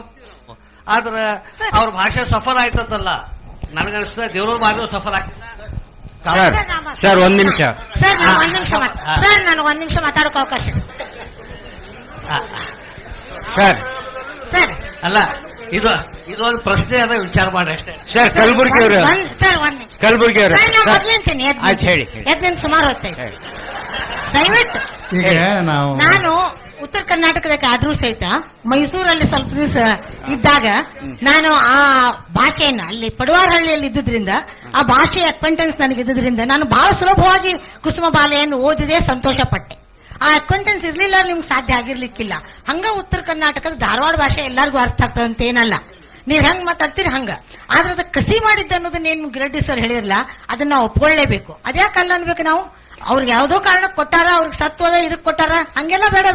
ನೀವೆಷ್ಟು ಕರೆಕ್ಟ್ ಆಗಿ ಗೆರಿ ಕೊಡ್ದಂಗ ಮಾತಾಡ್ತೀರಿ ಸರ್, ಅದು ಇದನ್ನು ಗೆರಿ ಕೊಡ್ದಂಗ ಮಾತಾಡ್ತಾರೆ. ಅವ್ರು ಅಲ್ಲಿಯವ್ರು ಇರ್ಲಿ ಇಲ್ಲಿಯವ್ರು ಇರ್ಲಿ. ಸರ್ ಕಲಬುರ್ಗಿ ಅವರು ಹೇಳಿದ್ದು ನಾನು ಒಪ್ಪೋದು ಕಷ್ಟ. ದೇವನೂರು ಮಹದೇವ್ ಅವರ ಭಾಷೆ ಅತ್ಯಂತ ಸಫಲವಾಗಿರುವ ಭಾಷೆ. ಅದು ಚಾಮರಾಜನಗರದ ಭಾಷೆ ಮಾತ್ರ ಅಲ್ಲ, ಮಲೆಗಳಲ್ಲಿ ಇದು ಮಂಟೇಸ್ವಾಮಿ ಮಾತ್ರ ಅಲ್ಲ, ಪಂಪನಿಂದ ಹಿಡಿದು ಕನ್ನಡದ ಭಾಷೆಯ ಬನಿಯನ್ನ ಹಿಡಿದಿರುವ ಅತ್ಯಂತ ಸಫಲವಾದ ಭಾಷೆ. ಅದಕ್ಕೆ ನೀವು ಯಾವುದೋ ಕಾರಣಕ್ಕೆ ಪ್ರಶಸ್ತಿ ಬಂತು, ಅದು ತಪ್ಪು ಅಭಿಪ್ರಾಯ. ಸಾಹಿತ್ಯದ ಬಗ್ಗೆ ಅರಿವಿಲ್ದಾಗ ಮಾತ್ರ ಹಾಗೆ ಮಾತಾಡಬಹುದು ಅನ್ಸುತ್ತೆ. ಇಷ್ಟು ವರ್ಷ ನಾವು ಧಾರವಾಡದ ಮಂದಿ ನಮ್ಮೊಳಗನ ಹೊಡೆದಾಡ್ತಿದ್ವಿ. ಈಗ ಅಗದಿ ಸಾರ್ವಜನಿಕವಾಗಿ ಹೊಡೆದಾಟಕ್ಕೆ ನಾವು ಹಿಡಿದ್ವಿ. ಇದು ಒಂದು ಸ್ವಾಗತಾರ್ಹ ಅಂತ ಬೆಳವಣಿಗೆ. ಮುಂಜಾನೆ ಬಂದ ಕೂಡಲೇ ಶೆಟ್ಟಿ ಇದ್ದ, ಗಿರಡ್ಡಿ ಇದ್ದ. ನಾ ಹೇಳಿದೆ, ಗಿರಡ್ಡಿ ಧಾರವಾಡದ ರಾಜ, ಗೋವಿಂದ ರಾಜ. ಇವ ಪಟ್ಟಣ ಶೆಟ್ಟಿ ಧಾರವಾಡ ಶೆಟ್ಟಿ. ನೀವ್ಯಾರು ಅಂದ್ರೆ ನಾವು ಇವರಿಬ್ಬರಿಗೂ ಗುರು ಅಂದ. ಧಾರವಾಡದೊಳಗೆ ನೀವಿಬ್ರು ಅದ್ರಿಲ್ಲ, ನಾವು ನೀವಿಬ್ಬರಿಗೂ ಗುರು ನಾನ. ಈಗ ವಿಷಯ ಬಳಕೆ ಬಹಳ ಸೂಕ್ಷ್ಮ ಹಂತವನ್ನು ತಲುಪೈತಿ. ಬರೀ ಸಾಹಿತ್ಯ ಕೃತಿಗಳ ಭಾಷೆಯ ಬಗ್ಗೆ ಮಾತಾಡಿದ್ರೆ ನಮ್ಮ ಸಾಹಿತ್ಯಿಕ ಮತ್ತು ಸಾಂಸ್ಕೃತಿಕ ರಾಜಕೀಯದ ಪ್ರವೇಶವನ್ನು ಸಹಿತ ನಾವು ಮಾತಾಡಲಿಕ್ಕತ್ತೇವೆ. ಒಂದು ಕಡೆಗೆ ದೇವನೂರವರ ಆ ಚಾಮರಾಜನಗರದ ಆ ವಿಶಿಷ್ಟ ಪ್ರದೇಶದ ವಿಶಿಷ್ಟವಾದ ಭಾಷೆಯನ್ನು ಬಳಸಿಕೊಂಡು ಅವರು ಒಂದು ಒಳ್ಳೆಯ ಕೃತಿಯನ್ನು ಬರೆದ್ರು. ನನಗೆ ಓದಲಿಕ್ಕೆ ಆಗಲಿಲ್ಲ. ಅದರ ಬಗ್ಗೆ ಮಾತಾಡ್ಬೇಕಂದ್ರೆ ನನಗೆ ತಿಳಿಬೇಕಲ್ಲ ಮುಂಚೆ. ಅದು ಹೌದಾ? ನಾ ಹೇಳ್ತೇನೆ. ಆಮೇಲೆ ಆಗಲಿ, ಒಂದು ಒಳ್ಳೆ ಕೃತಿ ಅಂತ ಹೇಳಿದ್ರು ಇರಬಹುದು ಅಂತ ನಾನು ತಿಳ್ಕೊಂಡೆ. ಅದು ಒಳ್ಳೆಯ ಪ್ರಶಸ್ತಿ ಬಂತು. ಕನ್ನಡದ ಸಾಹಿತ್ಯದ ಚರಿತ್ರೆಯೊಳಗೆ ಅವ್ರಿಗೊಂದು ವಿಶಿಷ್ಟವಾದ ಸ್ಥಾನವನ್ನು ಗಳಿಸಿದ್ರಿ. ಅದೇ ರೀತಿಯ ಪ್ರಯೋಗವನ್ನು ಚೆನ್ನಣ್ಣ ವಾಲಿಕಾರ್ ಬೆಳ್ಳ್ಯ ಅನ್ನೋ ಕಾದಂಬರಿ ಒಳಗೆ ಮಾಡಿದಾಗ ಅದನ್ನು ಓದೋರು ಸಹಿತ ದಿಕ್ಕಿರಲಿಲ್ಲ. ಯಾಕೆ? ಬೆಳ್ಳ್ಯ ಕಾದಂಬರಿ ಬಗ್ಗೆ ಒಂದು ಇದು ಬಂತು, ವಿಮರ್ಶೆ ಬಂತು. ಪ್ರಜಾವಾಣಿ ಇರಬಹುದು ಬಹುಶಃ, ಯಾಕಂದ್ರೆ ಪ್ರಜಾವಾಣಿ ಹೌದಲ್ಲ, ಪ್ರಜಾವಾಣಿ ಬಹಳ ಒಳ್ಳೆಯ ಪತ್ರಿಕೆ. ಇಡೀ ಕನ್ನಡ ಸಾಹಿತ್ಯಕ್ಕೆ ಕಾಲಕ್ಕೆ ಟಾನಿಕ್ ಅನ್ನ ಕೊಡ್ತಕ್ಕಂಥ ಒಂದು ಪತ್ರಿಕೆ. ಅದರ ಜೊತೆಗೆ ಇಲ್ಲ ಒಂದೇ ಮಾತು ಹೇಳ್ತೆ. ಅದು ನಾನು ಇತ್ತೀಚೆಗೆ ಒಂದು ಕಾಲಮ್ನೊಳಗೆ ಪ್ರಜಾವಾಣಿಯನ್ನು ಕನ್ನಡ ಸಾಹಿತ್ಯದ ಕೇಶವ ಕೃಪಾ ಅಂತಕ್ಕಂಥದ್ದು ಉಂಟು. ಅಂದ್ರೆ ಇರಲಿ. ಈಗ ಚೆನ್ನಣ್ಣ ವಾಲಿಕಾರ್ ಅವರು ಮಾಡಿದ ಪ್ರಯೋಗ ಮತ್ತು ದೇವನೂರು ಮಹಾದೇವರ ಭಾಷಾ ಪ್ರಯೋಗ ಏನಿತ್ತಲ್ಲ, ಎರಡೂ ಒಂದೇ. ಆದರೆ ಎರಡೂ ಯಾಕೆ ಮನ್ನಣೆಯನ್ನು ಪಡೆಯಲಿಲ್ಲ? ನೀವು ಒಪ್ಲಿಕ್ಕೆ ನಾ ಹೇಳೋದು. ನನಗೆ ಚೆನ್ನಣ್ಣನ ಕಾದಂಬರಿ ಓದ್ಲಿಕ್ಕೆ ಆಗಲಿಲ್ಲ, ಆಮೇಲೆ ಇದನ್ನು ಓದ್ಲಿಕ್ಕೆ ಆಗಲಿಲ್ಲ. ಹೋಗಲಿ, ನನಗೆ ಅರ್ಥ ಆದ್ರೆ ಇಡೀ ಜಗತ್ತಿಗೆ ಅರ್ಥ ಆಯ್ತು ಅಂತ ನಾನು ತಿಳ್ಕೊಂಡಿಲ್ಲ. ಆದರೆ ಸಾಹಿತ್ಯ ವಿಮರ್ಶೆಯ ರಾಜಕೀಯದೊಳಗೆ ಇಲ್ಲೇ ಕುಂತಾನೆ ತಂತಾನೆ ಹೌದಲ್ಲಪ್ಪ. ಈ ಸಾಹಿತ್ಯಿಕ ರಾಜಕೀಯದೊಳಗೆ ಒಂದೇ ರೀತಿಯ ಪ್ರಯೋಗಕ್ಕೆ ಒಬ್ಬರಿಗೆ ಸಿಕ್ಕಂತ ಮನ್ನಣೆಯ ಒಂದು 10% ಆದರೂ ಸಹಿತ ಇನ್ನೊಬ್ಬರಿಗೆ ಯಾಕೆ ಸಿಗಲಿಲ್ಲ? ಸರ್, ಈ ಗೋಷ್ಠಿಯನ್ನ ಮುಗಿಸ್ತಾ ಇದ್ದೇವೆ. ಕೊನೆಯ 1 ನಿಮಿಷ ಮಾತ್ರ ತಗೋತೇನೆ ನಾನು. ಬಹುಶಃ ಈ ಚರ್ಚೆ ಹಿಂದೆ 2 ವಿಷಯಗಳು ಸ್ಪಷ್ಟ ಆಗುತ್ತೆ ಅಂತ ಅನ್ಸುತ್ತೆ ನನಗೆ. ನನ್ನ ಗೆಳೆಯರೊಬ್ರು SMS ಮಾಡಿದರೆ, ಯುವ ಬರಹಗಾರರ ನಿಜವಾದ ಸವಾಲೇ ಈ ಹಿರಿಯ ಬರಹಗಾರರು ಅಂತ. ನನಗೆ ಕೂಡ ನಿಜ ಅನ್ಸುತ್ತೆ ಅದು. ಅಂದ್ರೆ ಈ ಹಿರಿಯ ಬರಹಗಾರರು ನಮ್ಮ ಕೆಲವು ನಿಮಿಷಗಳನ್ನ ಕಿತ್ಕೊಂಡಿದ್ದಾರೆ. ಅಂದ್ರೆ ಇದೊಂಥರ ಅವಕಾಶ ಕಿತ್ಕೊಂಡಂಗೆ ಇದ್ರ ಬಗ್ಗೆ ನಾವೆಲ್ಲ ಎಚ್ಚರವಾಗಿರಬೇಕು ಅಂತ ನನಗೆ ಅನ್ನಿಸ್ತಾ ಇದೆ ನನಗೆ. ಆಮೇಲೆ ಗಿರಡ್ಡಿ ಸರ್ ಅವರು ನಾವು ಈ ಶುರುವಿನಲ್ಲಿ ಇದು ಹೆಚ್ಚು ಸ್ಪಷ್ಟ ಆಗಲಿಲ್ಲ ಅಂತ ಹೇಳಿದ್ರು. ಅದು ನನಗೆ ಈಗಲೂ ಕೂಡ ಅನ್ನಿಸ್ತಾ ಇದೆ, ಹೆಚ್ಚು ಸ್ಪಷ್ಟ ಆಗಲಿಲ್ವೇನೋ ಅಂತ. ಅದು ನನಗೆ ಒಂದು ಹಂತದಲ್ಲಿ ನಿಜವಾದ ಸವಾಲುಗಳು ಅದೊಂದು ಭ್ರಮೆನ ಅಂತಾನೆ ಈ ಚರ್ಚೆನ ನಾನು ಶುರು ಮಾಡಿದೆ. ಅದೊಂದು ಈ ಸವಾಲುಗಳು ಇರೋದೇ ಒಂದು ಭ್ರಮೆ ಅನ್ನೋ ಒಂದು ಇದು. ಆದರೆ ಈ ಪ್ರಶ್ನೆಗಳು ಹೇಳ್ತಾ ಕೆಲವು ವಿಷಯಗಳನ್ನು ನಾವು ಪ್ರಸ್ತಾಪ ಮಾಡಿದ್ದೇವೆ ಅಂತ ಅನ್ಕೊಂಡಿದ್ದೇವೆ. ಮತ್ತೆ ನಾನು ಅನ್ಕೊಂಡಿರೋದು, ನಾವು ಇದುವರೆಗೂ ಮಾತಾಡಿದ ವಿಷಯಗಳು ಬರೀ ಯುವ ಬರಹಗಾರರಿಗೆ ಅಷ್ಟೇ ಅಲ್ಲ, ಎಲ್ಲ ಬರಹಗಾರರಿಗೆ ಕೂಡ ಅನ್ವಯ ಆಗುವಂಥದ್ದು ಅಂತ. ಈ ಶೈಲಿ ಇರ್ಬೋದು, ಭಾಷೆ ಇರ್ಬೋದು. ತುಂಬ ಜನ ನಮ್ಮ ಹಿರಿಯರಿಗೆ ಕೂಡ ನಮಗಿಂತಲೂ ಕೆಟ್ಟದಾಗ ಬರೆದಿರೋ ಉದಾಹರಣೆಗಳು ನಾನು ನೂರಾರು ಉದಾಹರಣೆಗಳನ್ನು ಕೊಡಬಲ್ಲೆ. ಅದು ಅಂದರೆ ಒಟ್ಟಾರೆ ಇವತ್ತಿನ ಬರಹಗಾರರ ಬಿಕ್ಕಟ್ಟುಗಳ ಬಗ್ಗೆ ನಾವು ಮಾತಾಡಿದ್ದೇವೆ ಅಂತ ಅನ್ಕೊಂಡಿದ್ದೇವೆ. ನೀವೆಲ್ಲ ಚಪ್ಪಾಳೆ ತಟ್ಟಿದ್ದು, ಇಷ್ಟೊಂದು ಜಗಳ ಆಡಿದ್ದು ನೋಡಿದ್ರೆ ಇವತ್ತಿನ ಅತ್ಯಂತ ಯಶಸ್ವಿ ಗೋಷ್ಠಿ ಅಂತ ನನಗೆ ಅನ್ನಿಸ್ತಾ ಇದೆ. ನನ್ನ ಪರವಾಗಿ ಮತ್ತು ನನ್ನ ಎಲ್ಲ ಗೆಳೆಯರ ಪರವಾಗಿ ನಿಮಗೆ ನಮಸ್ಕಾರಗಳನ್ನು, ಧನ್ಯವಾದಗಳನ್ನು ತಿಳಿಸ್ತೇನೆ. ನಮಸ್ಕಾರ.